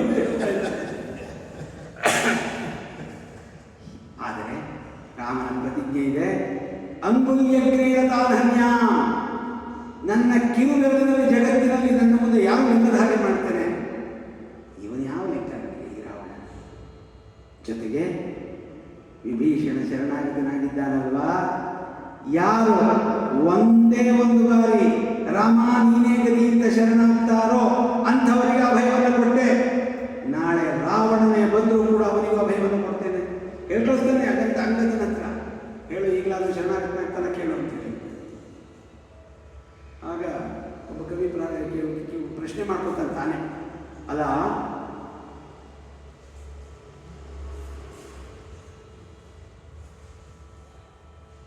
ಈಗ ನೀನು ವಿಭೀಷಣನನ್ನು ಕರೆದು ಲಂಕಾ ಸಾಮ್ರಾಜ್ಯದ ಪಟ್ಟಾಭಿಷೇಕವನ್ನು ಮಾಡಿದೀಯ ನೀನು ಮಹಾರಾಜ ಅಂತ ಹೇಳ್ಬಿಟ್ಟಿದೆಯಾ ಸಮುದ್ರ ತೀರದಲ್ಲಿ. ಲಕ್ಷ್ಮಣ, ಅಭಿಷೇಕ ಮಾಡು, ಇವನಿಗೆ ಮುಂದಿನ ರಾಜ ಇವನೇ. ರಾಜ್ಯಕಾಂಕ್ಷಿ ರಾಕ್ಷಸ, ಇವನು ರಾಜ್ಯಕಾಂಕ್ಷಿಗಾಗಿ ಬಂದಿದ್ದಾನೆ, ಅಭಿಷೇಕ ಮಾಡು, ಮುಂದಿನ ರಾಜ ಇವನೇ ಎಂದಿದ್ದ ರಾಮ. ಅಲ್ಲ, ಯಾರಿಗೆ ಬೇಕಾದರೂ ಅಭಯವನ್ನು ಕೊಡ್ತೀನಿ ಹಿಂಗೆಲ್ಲ ವಿಭೀಷಣನ ಕೊಟ್ಟು ಒಂದು ಪಕ್ಷ ರಾವಣನೇ ಬಂದರೆ ಎಲ್ಲಿದೆ ಸಿಂಹಾಸನ? ಇವನು ಕೂತ್ಕೊಂಡ್ಬಿಡ್ತಾನಲ್ಲ. ಅಯೋಧ್ಯೆ ಕೊಡ್ತೀನಿ ರೀ, ಅಯೋಧ್ಯೆಗೆ ರಾಜನಾಗಲಿ ಅಂತೇಳಿ. ಯಾಕೆಂದರೆ ರಾವಣನ ಸಾಮರ್ಥ್ಯವನ್ನು, ಅವನ ಆಸ್ಥಾನವನ್ನು ಖುದ್ದಾಗಿ ನೋಡಿ ಬಂದವನು ಆಂಜನೇಯ. ರಾಮ ಹೋಗ್ತಿರಲಿಲ್ಲ. ಯಾಕೆ ಅಂತ, ಯಾವ ನಗರವನ್ನು ಪ್ರವೇಶನೇ ಮಾಡಲಿಲ್ಲ 14 ವರ್ಷ. ಹಾಗಾಗಿ ಆಂಜನೇಯ ಸ್ವಾಮಿಯಲ್ಲಿಯ ವೈಭವವನ್ನು ಬಂದು ನೋಡಿ ಅಲ್ಲೇ ಅಂದ್ಕೊಂಡ, ಇವನ ಮುಂದೆ 3 ಲೋಕವೂ ಕೂಡ ತಲೆ ತಗ್ಗಿಸಲೇಬೇಕು ಅಂಥ ಮಹಾತ್ಮ ಇವನು ಅಂತಾನೆ. ಆದರೆ ಯಧರ್ಮೋ ನಸ್ಯ, ಈ ಪರಸ್ತ್ರೀ ಹರಣದ ಒಂದು ಅಧರ್ಮ ಇವನಲ್ಲಿ ಇಲ್ಲದೆ ಹೋಗಿದ್ದರೆ 3 ಲೋಕವನ್ನು ಆಳುವಂಥ ಸಾಮರ್ಥ್ಯ ರಾವಣನಿಗೆ ಇದೆ ಅಂತೇಳಿ ಆಂಜನೇಯ ಅಲ್ಲಿ ಹೇಳಿ ರಾಮನಲ್ಲಿ ಬಂದು ಹೇಳ್ತಾನೆ. ಸಾಮಾನ್ಯ ಅಲ್ಲ ಇವನು. ಮುಂದೆ ವಿಭೀಷಣನಲ್ಲಿ ಹೇಳುವಾಗ ಇವನ ಅಂತ್ಯ ಸಂಸ್ಕಾರವನ್ನು ನೀನು ಮಾಡ್ತೀಯೋ ಮಾಡಬೇಕು ಅಂತ. ಯಾಕೆಂದರೆ ಸಾಮಾನ್ಯ ತಪಸ್ಸೆಲ್ಲ ಇವನು ಇಡೀ 3 ಲೋಕವನ್ನು ತನ್ನ ಜೀವನದಲ್ಲಿ ಇಟ್ಕೊಳ್ಬೇಕಾದ್ರೆ ಏನು ಸಾಮರ್ಥ್ಯ. ಆದ್ದರಿಂದ ಈ ಅವನ ಸ್ವಯಂ ರಾವಣನೇ ಬಂದು ಶರಣಾಗತನಾದರೆ ಅವನಿಗೂ ಅಭಯವನ್ನು ಕೊಡ್ತೇನೆ. ಸಕೃದೇವ ಪ್ರಪನ್ನಾಯ ತವಾಸ್ಮಿ ಯಾಚತೆ ಅಭಯಂ ಸರ್ವಭೂತೇಭ್ಯ ದದಾಮ್ಯೇತದ್ ವ್ರತಂ ಅಂತ. ಇದು ನನ್ನ ವ್ರತ ಅಂತ ರಾಮ. ಹಾಗೆ ಅಂಥ ವ್ರತವನ್ನು ಹಿಡಿದಂಥ ಆ ರಾಮ ಯುದ್ಧಕ್ಕೆ ನಿಂತರೆ ಅವನ ಮುಂದೆ ನಿಲ್ಲೋರಿಲ್ಲ. ಆಹವ ಭೀಮ, ರಘುಕುಲ ರಾಮ ಕಾಪಾಡು. ಒಲಿದು ಗದುಗಿನ ವೀರನಾರಾಯಣ ಅಂತ ಮತ್ತೆ ಅಂಕಿತವನ್ನು ಹಾಕ್ತಾನೆ. ಯಾಕೆಂದರೆ ಆ ರಾಮನು ನಾರಾಯಣ, ಆ ಶಿವನು ಈ ನಾರಾಯಣ. ಆ ಗದುಗಿನ ನಾರಾಯಣನಲ್ಲೇ ಸರ್ವಸ್ವಭಾವ ನೋಡ್ತಾನೆ, ಒಬ್ಬನಲ್ಲೇ ಸರ್ವಸ್ವವನ್ನು ನೋಡ್ತಾನೆ. ನಮ್ಮ ಅನಿರುದ್ಧ ಆಚಾರ್ಯ ಅಂತೇಳಿ ಬೃಂದಾವನದಲ್ಲಿ ಒಬ್ಬ ಮಹಾತ್ಮ, ನಮ್ಮ ಕೃಷ್ಣೇಂದ್ರ ಶಾಸ್ತ್ರಿ ಥರ ಅವನೊಬ್ಬ ಅನಿರುದ್ಧ ಅದೇ ಆಚಾರ್ಯ. ಅಲ್ಲ, ಈಗ ಮುಸಲ್ಮಾನರಾಗಲಿ ಕ್ರಿಶ್ಚಿಯನ್ರಾಗಲಿ ಒಬ್ಬರೇ ದೇವತೆಗಳನ್ನು ಆರಾಧನೆ ಮಾಡ್ತಾರಲ್ಲ, ನಮ್ಗೆ ಯಾಕೆ ಇಷ್ಟೆಲ್ಲ ದೇವತೆಗಳು ಬೇಕಾದ್ರೆ? ನೋಡಮ್ಮ, ನೀನು ಮನೆಯಲ್ಲಿ ಅಪ್ಪನಿಗೆ ಏನಾಗ್ತೀಯ? ಮಗಳು, ಗಂಡನಿಗೆ ಹೆಂಡತಿ, ಮಗುವಿಗೆ ಅಮ್ಮ. ಹಾಗಾದರೆ ಅತ್ತೆ ಮಾವನರಿಗೆ ಸೊಸೆ. ಅವರು ಆ ಸಂಬಂಧದಿಂದ ಕೂಡಿದಾಗ ನೀವು ಓದ್ತೀಯೋ ಇಲ್ಲವಪ್ಪ? ಎಲ್ಲರಿಗೂ ಅಮ್ಮ ಅಂತ ಇದೆಯಾ ನೀನು? ಇಲ್ಲಲ್ಲ. ಎಲ್ಲರಿಗೂ ಹೆಂಡತಿನ? ಅಲ್ಲಲ್ಲ. ಎಲ್ಲರಿಗೂ ಮಗಳ? ಅಲ್ಲಲ್ಲ. ಹಾಗಾದರೆ ಯಾವ ಯಾವ ಸಂಬಂಧದಿಂದ ಅವರು ಕೂಗ್ತಾರೋ ಆ ಎಲ್ಲ ಸಂಬಂಧಕ್ಕೂ ನೀನು ಒಬ್ಬಳೇ ಓದ್ತಿದೆಯಲ್ಲ. ಹಾಗೆ ಎಲ್ಲ ಕೆಲಸಕ್ಕೂ ಕೂಡ ಆಯಾ ವಿಭಾಗದ ದೇವತೆಗಳಾಗಿ ಕಂಡರೂ ಕೂಡ ಒಬ್ಬನೇ ಆ ರೂಪದಲ್ಲಿ ಬಂದು ಮಾಡ್ತಾನೆ. ಯೋ ಯೋ ಯಾಮ್ ಯಾಮ್ ತನು ಭಕ್ತ ಶ್ರದ್ಧೆಯ ಅರ್ಚಿತುಮಿಚ್ಛತಿ ತಸ್ಯ ತಸ್ಯಾಚಲಾಂ ಶ್ರದ್ಧಾಂ ತಾಮೇವ ವಿದಧಾಮ್ಯಹಂ. ಯಾವ ರೂಪದಲ್ಲಿ ನನ್ನನ್ನು ಕರಿತೀರೋ ಆ ರೂಪದಲ್ಲಿ ನಾನು ಬಂದು ಅನುಗ್ರಹವನ್ನು ಮಾಡ್ತೇನೆ. ಯೋ ಯೋ ಯಾಮ್ ಯಾಮ್ ತನು ಭಕ್ತ, ಯಾರು ಯಾವ ಯಾವ ತನುವನ್ನು ಶರೀರವನ್ನು ಶ್ರದ್ಧೆಯಾರ್ಚಿತು ಇಚ್ಛತಿ ತಸ್ಯ ತಸ್ಯಾಚಲಾಂ ಶ್ರದ್ಧಾಂ ತಾಮೇವ ವಿದಧಾಮ್ಯಹಂ. ಇದು ಪರಮಾತ್ಮನ ಪ್ರತಿಜ್ಞೆ. ಓ, ನಿಮ್ಮೆಲ್ಲರ ಪಾಪವನ್ನು ಕಳೆಯುತ್ತೇನೆ ಅಂತ ಕೃಷ್ಣ ಹೇಳದ ಅಂತ ಹೇಳ್ಕೊಂಡ್ರೆ ಏನು ಪರಮಾತ್ಮ ಏನೂ ಬಿಟ್ಟಿದ್ದಾರೆ ಹೇಳಿ? ಯಾವ ಪ್ರತಿಜ್ಞೆಯನ್ನು ಬಿಟ್ಟಿದ್ದಾರೆ ಹೇಳಿ? ಎಲ್ಲವನ್ನೂ ಕೂಡ ಅನುಗ್ರಹ ಮಾಡಿರೋದು ನಮ್ಮ ಗೀತೆ ಭಾಗವತದಲ್ಲಿ ರಾಮಾಯಣಗಳಲ್ಲಿ ಇದೆಯಲ್ಲ. ನಾವು ಓದೋಲ್ವಲ್ಲ, ನಮಗೇನಾಗಿದೆ? ನಮ್ಮ ಧರ್ಮ ಗ್ರಂಥವನ್ನು ಒಂದು ಸಾರಿ ದಿನಕ್ಕೆ ಒಂದು ಶ್ಲೋಕವನ್ನಾದರೂ ಓದ್ತೀವ, ಅದರ ಅರ್ಥ ನೋಡ್ತೀವ, ಅದನ್ನು ಯಾರ್ಯಾರು ಹೇಳ್ತೀವ. ಇದಿಷ್ಟನ್ನು ಮಾಡೋದಕ್ಕೆ ಆರಂಭ ಮಾಡಿದರೆ ಹೌದು, ನಾವು ಸನಾತನಿಗಳು ಶಬ್ದ ಹೇಳಿದ್ರಿಂದ ಸನಾತನಿಗಳಾಗಲ್ಲ. ನಮ್ಮ ಪರಂಪರೆ, ನಮ್ಮ ಧರ್ಮ ಗ್ರಂಥಗಳು, ಇದರ ಜ್ಞಾನ ಯಾರಿಗಾಗತ್ತೆ ಅವರು ಸನಾತನಿಗಳಾಗ್ತಾರೆ. ಬೋರ್ಡ್ ಹಾಕ್ಕೊಳ್ಳೋದ್ರಿಂದ, ಕೇಸರಿ ಶಾಲ್ ಹಾಕಿದ್ರಿಂದ, ಕೇಸರಿ ಶರ್ಟ್ ಹಾಕಿದ್ರಿಂದ ಇವತ್ತು ಇದನ್ನೇ ಹಾಕೊಂಡೇ ಇರಲಿಲ್ಲ. ಈ ಥರ ಅಂಗಿಯನ್ನು ಹಾಕ್ಕೊಂಡಿದ್ದರಿಂದ ಸನಾತನಿಗಳಾಗ. ನಮ್ಮ ಧರ್ಮ ಗ್ರಂಥಗಳನ್ನು, ನಮ್ಮ ಧರ್ಮ ಮಂದಿರಗಳನ್ನು ಒಂದು ದಿನಕ್ಕೆ ಒಂದೇ ಅಮ್ಮೆಯಾದರೂ ಮಗು ಒಂದು ಸಾರಿ ಹೋಗಿ ದರ್ಶನ ಮಾಡಬಾರ್ದು. ಯಾರಾದರೂ ಹೇಳ್ತೀವಿ, ಮಾತು ಕೇಳೋಲ್ಲ. ಯಾಕೆ ಕೇಳಲ್ಲ? ಅದು ಬಲಿಯೋದಕ್ಕೆ ಬಿಟ್ಟಿರೋದಕ್ಕೆ ಕೇಳಲ್ಲ. ಮಗುವಿನಿಂದಲೇ ಅಭ್ಯಾಸ ಮಾಡಿಸಿದರೆ ಯಾಕೆ ಕೇಳೋಲ್ಲ? ಹಸು ಇರುವಂತಹ ಮನೆಯಲ್ಲಿ ದಿನಕ್ಕೊಮ್ಮೆ ನೋಡುವ ಇವತ್ತಿಂತ ಕೆಲಸ ಇದೆ ಅನುಗ್ರಹ ಮಾಡುವಂಥ ಗೋವಿನಲ್ಲಿ ಪ್ರಾರ್ಥನೆ ಮಾಡಿ, ಆ ದೈವದಲ್ಲಿ ಪ್ರಾರ್ಥನೆ ಮಾಡಿ. ಬ್ರಹ್ಮಚೈತನ್ಯ ಮಹಾರಾಜರ ಹತ್ರ ಒಬ್ಬರು ಬಂದರಂತೆ, ತಾಯಿ ಮಗು ಕರ್ಕೊಂಡು, ಕಾಲ 8 ಗಂಟೆ ಆಗಿದೆ, 5 ನಿಮಿಷದಲ್ಲಿ ಮುಗಿಸ್ತೀವಿ. ಮಗುವನ್ನು ಕರ್ಕೊಂಡು ಬಂದರು. ಸ್ವಾಮಿ, ಭಾಳ ಕಷ್ಟ, ಭಾಳ ತೊಂದರೆಯಲ್ಲಿದ್ದೀನಿ, ಮಗುವಿಗೆ ಅನಾರೋಗ್ಯ, ಕೈಯಲ್ಲಿ ಹಣ ಇಲ್ಲ, ಏನಾದರೂ ಅನುಗ್ರಹ ಮಾಡಿ. ನಾನೇ ಸನ್ಯಾಸಿ, ನನ್ನ ಕೈಯಲ್ಲಿ ಏನಮ್ಮ ಇರುತ್ತೆ? ಇಲ್ಲ, ನೀವು ಏನಾದರೂ ಅನುಗ್ರಹ ಮಾಡಿ, ಯಾರಾದರೂ ಭಕ್ತರಿಗೆ ಏನಾದರೂ ಮಾಡಿ. ಹೋಗಲಿ, ನಿಮ್ಮ ಮನೇಲಿ ಯಾರಾದರೂ ಇದ್ದಾರಾ? ಹೌದು, ನಾನು, ನನ್ನ ಮಗ. ಹೌದಾ? ಇನ್ಯಾರಿದ್ದಾರೆ? ಯಾರೂ ಇಲ್ಲ ಸ್ವಾಮಿ. ಇನ್ಯಾರಮ್ಮ ಇದ್ದಾರೆ ನಿಮ್ಮ ಮನೇಲಿ? ಯಾರೂ ಇಲ್ವಾ? ಯಾರೂ ಇಲ್ಲ. ನಿಮ್ಮ ಪಾತಾಣೆ ಯಾರೂ ಇಲ್ಲ ಸ್ವಾಮಿ.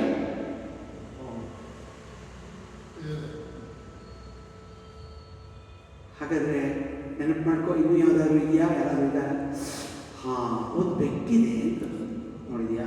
ಇಲ್ಲ ಅಂದ್ಬಿಟ್ಟೆ. ಆಮೇಲೆ ಹೊರಗಡೆ ಒಂದು ನಾಯಿ ಇದೆ. ಹೊರಗಡೆ ಇದೆಯೋ ಒಳಗೂ ಇದೆಯೋ ಅಂತ. ಈಗೆಲ್ಲ ಒಳಗಡೆ ಇರಬೇಕು ಮನುಷ್ಯರಿಗೆ. ನಮ್ಮವರಿಗಿಂತ ನಾಯಿಗಳ ಮೇಲಿರುವ ಪ್ರೇಮ ಇದೆಯಲ್ಲ, ಅದು ಬಹಳ ದೊಡ್ಡದು. ಅದನ್ನು ಒಳಗಡೆ, ಯಾಕೆಂದರೆ ನಾವು ಬೆಟ್ಟನೆ ಬಂದು ಒಳಗಡೆ ಸಾಕ್ಕೊಳ್ತೀವಿ, ಅದನ್ನು ಮಾತು ಕೇಳಿಸ್ತೀವಿ, ಇಲ್ಲಿ ಬಿಡಿ. ಇಷ್ಟು ಬಿಟ್ಟು ಯಾರೂ ಇಲ್ವಾ? ಯಾರೂ ಇಲ್ಲ, ಯಾರೂ ಇಲ್ಲ, ಯಾರೂ ಇಲ್ಲ. 10 ಸಾರಿ ಕೇಳಿದ್ರು ಯಾರೂ ಇಲ್ಲ ಅಂದರು. ಒಂದು ದೇವರು ಮೂಡಿದೆಯಾ ಅಂದರು. ಹಾಂ, ಇದೆ. ಅದು ಒಳಗಡೆ ದೇವರು ಅಂತ ಒಬ್ಬ ಕೂತಿದ್ದಾನೆ ಅಂತ ಏನಾದರೂ ಕಲ್ಪನೆ ಇದೆಯಾ ನಿನಗೆ? ಯೋಚನೆ ಮಾಡಿದ್ದೆ ಅವಳು. ಅವನು ಇದ್ದಾನೆ ಅಲ್ಲಿ ಇಲ್ಲದಾನೆ ಮಾಡ್ಕೊಂಡಿಲ್ಲ ಎಷ್ಟು ದಿವಸದಿಂದ.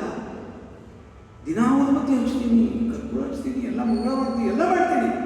ಆದರೆ ನನ್ನ ಆಪತ್ತಿಗೆ ಸ್ವಾಮಿ ನೀನೇ ಕಾಪಾಡೋನು ಅಂತ ಅವನ ಮುಂದೆ ನಾನು ಒಂದು ದಿವಸ ಕೈ ಜೋಡಿಸಿ ಕಣ್ಣೀರು ಹಾಕಲಿಲ್ಲಲ್ಲ. ಹಾಗಾದ್ರೆ ಅವನಲ್ಲಿರೋ ಬಗ್ಗೆ ನಮಗೆ ಶ್ರದ್ಧೆಯೇ ಬರಲಿಲ್ಲ, ನಮಗೆ ನಂಬಿಕೆಯೇ ಬರಲಿಲ್ಲ. ಹೀಗೆ ನಾವು ನಮ್ಮ ದೇವರ ಕೂಡ ಇರ್ತಕ್ಕಂಥ ಪರಮಾತ್ಮನನ್ನು ನಂಬದೇನೆ ಜಗತ್ತಿನಲ್ಲೆಲ್ಲ ಹುಡ್ಕೊಂಡ್ಬಿಟ್ಟು ಎಲ್ಲವೂ ಸುಳ್ಳು ಅಂತ ಹೇಳ್ತೀವಲ್ಲ, ಒಂದು ನಂಬಿಕೆ ಬರಬೇಕು. ಆದ್ದರಿಂದ ಆ ಬಾಲ್ಯದಿಂದ ನಾವು ಮಕ್ಕಳಿಗೆ ದೇವರು ಅಂದರೆ ಹಿರಿಯರು, ಸೋಮೇಶ್ವರ ಶತಕದಲ್ಲಿ ಇದೆ ನೋಡಿ, ದುರುಳಂಬಲ್ಲನೆ ಯೋಗ್ಯರು ಅಂತ. ಅಯೋಗ್ಯರಿಗೆ ಮಹತ್ವದ ಬಗ್ಗೆ ಯಾವ ಕಲ್ಪನೆಯೂ ಇರೋದಿಲ್ಲ. ಒಂದು ಸಿಂಹ ಪ್ರಾಣಿ ಏನೊಂದಾಯಿತು, ಅದು ದೊಡ್ಡ ವ್ಯಾಕರಣ ಶಾಸ್ತ್ರಕ್ಕೆ ಒಂದು ಸಿಂಹ ಗೊತ್ತೇನು? ಒಂದು ದುಷ್ಟ ಪ್ರಾಣಿ. ಹಾಗೆ ನಮ್ಮ ಸಮಾಜ ದುಷ್ಟರು ತುಂಬಿಕೊಂಡಿರ್ತಕ್ಕಂಥ ಸಮಾಜದಲ್ಲಿ ದೊಡ್ಡವರು ಮಹಾತ್ಮರು ಅನ್ನೋ ಕಲ್ಪನೆ ಯಾರಿಗೂ ಬರೋದೇ ಇಲ್ಲ. ಅದು ಬರೆಸಬೇಕಾಗಿರೋದು ನಮ್ಮ ಧರ್ಮವನ್ನು ತಿಳಿದವರು, ಧರ್ಮ ಗ್ರಂಥವನ್ನು ಓದೋರು, ಅದನ್ನು ಅರಿಯೋರು, ಮಂದಿರಗಳಿಗೆ ಹೋಗೋರು, ಉತ್ಸವವನ್ನು ಮಾಡೋರು, ಪರಮಾತ್ಮನನ್ನು ಸದಾಕಾಲ ಸ್ಮರಣೆ ಮಾಡೋರು, ಸಚ್ಚಿಂತನೆ ಮಾಡೋರು, ಸತ್ಸಹವಾಸವನ್ನು ಮಾಡೋರು, ಸಜ್ಜನ ಸಹವಾಸವನ್ನು ಮಾಡಿ ನಾವು ಧರ್ಮವನ್ನು ಉದ್ಧಾರ ಮಾಡಬೇಕು ಅಂತ ಹೇಳ್ತಾ ನಾನು ಕೊಟ್ಟಂಥ 2 ಗಂಟೆಯನ್ನು ಮುಗಿಸ್ತೇನೆ. ಎಲ್ಲರಿಗೂ ನಮಸ್ಕಾರ. ಸ್ವಸ್ತಿ ಪ್ರಜಾಭ್ಯಃ ಪರಿಪಾಲಯಂತಾಂ ನ್ಯಾಯೇನ ಮಾರ್ಗೇಣ ಮಹೀಂ ಮಹೀಷಾಃ ಬ್ರಾಹ್ಮಣೇಭ್ಯಃ ಶುಭಮಸ್ತು ನಿತ್ಯಂ. ಲೋಕಾಃ ಸಮಸ್ತಾಃ ಸುಖಿನೋ ಭವಂತು. ಕಾಲೇ ವರ್ಷತು ಪರ್ಜನ್ಯಃ ಪೃಥಿವೀ ಸಸ್ಯಶಾಲಿನಿ.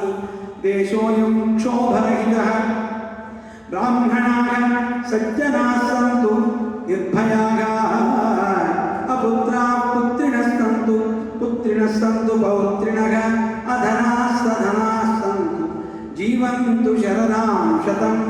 ಮಂಗಳಂ ಕೋಸಲೇಂದ್ರಾಯ ಮಗನೀಯ ಗುಣಾತ್ಮನೆ. ಚಕ್ರವರ್ತಿ ತನೂಜಾಯ ಸಾರ್ವಭೌಮಾಯ ಮಂಗಳಂ.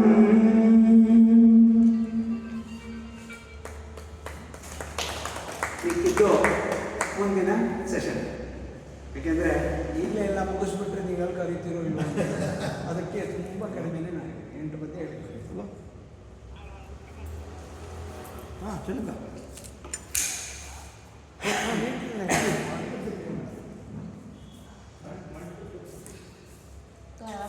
ನೋಡಿ 7:30 ಬರ್ತೀನಿ. 7:30 ಬಸ್ಸೇ ಬರಲಿಲ್ಲಪ್ಪ. ಎಲ್ಲ ನಾನು ಬುಕ್ ಮಾಡಿದ್ದೆ. ಎಲ್ಲಿ ಗೊತ್ತಾ? ಆಟೋ ಹೇಳ್ಬಾರ್ದಾಗಿತ್ತು. ಈಗ ಇಲ್ಲೇ ಇದ್ದೀರಂತೆ. ದೀಪಾವಳಿ ಇಟ್ಕೊಂಡ್ಬಿಟ್ಟು ಮಾಗಡಿ ರೋಡ್ಗೋ ನಿಯರೆಸ್ಟ್ ಸ್ಟಾಪ್ ಇದೆ ಎಲ್ಲ ಇಟ್ಕೊಂಡ್ಬಿಟ್ಟಿದ್ರೆ 5:30 ಇರ್ತಾ ಇದ್ದೆ. ಈಗ ಇಲ್ಲೇ ಹತ್ರ ಇದ್ದೀರಾ ಅಂತ ಗೊತ್ತಾಯ್ತು. KR ಪುರ ಆಯ್ತಾ? ಹೌದು.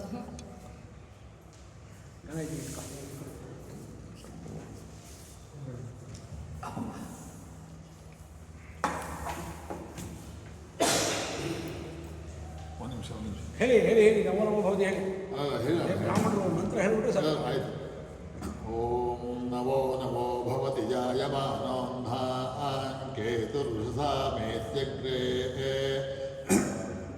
ಭಾಗಂ ದೇವೇಭ್ಯೋ ವಿದಧಾತ್ಯಾಯನ್ ಪ್ರಚಂದ್ರಮಾ ಸ್ಥಿರತಿ ದೀರ್ಘಮಾಯೋ.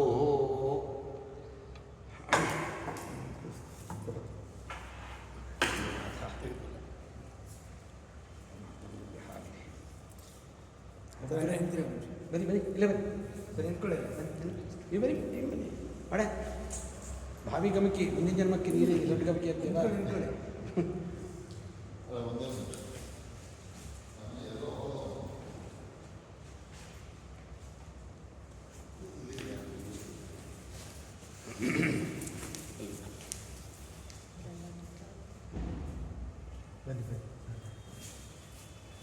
ಹಣೆ ಬರ ನಾನು ಎಲ್ಲ ಕಂಪ್ನಿಗೆ ಹೋಗೋದು ಹಣೆ ಬರ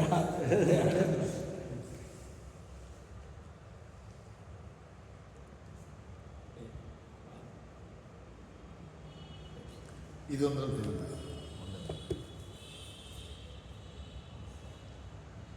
ಒಂದರಲ್ಲಿ ತೆಗೀರಿ. ಆಮೇಲಿಂದ ಗುರುಗಳು ಬಂದಾಗ ಅಲ್ಲಿ ಹಿಂದೆ ಕುಮಾರಮೂಲೆ ಆಗ್ತಾ ಇದೆ, ಅದು ಬರೋಂಗಾಗುತ್ತೆ. ಎಲ್ಲ ಬರುತ್ತೆ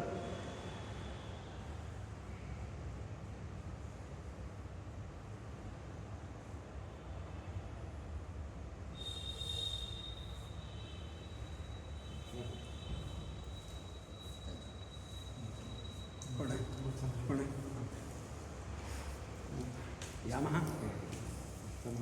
ಆಗಿತ್ತು ಬಂದಲ್ಲಿ ಆಗಿದೆ ಇದು ಒಂದೇ ಒಂದು ಸಜೆಷನ್ನು, ಇದು ಸೈನ್ಸಲ್ಲಿ ಅಕಸ್ಟಿಕ್ಸ್ ಅಂತ ಯಾವ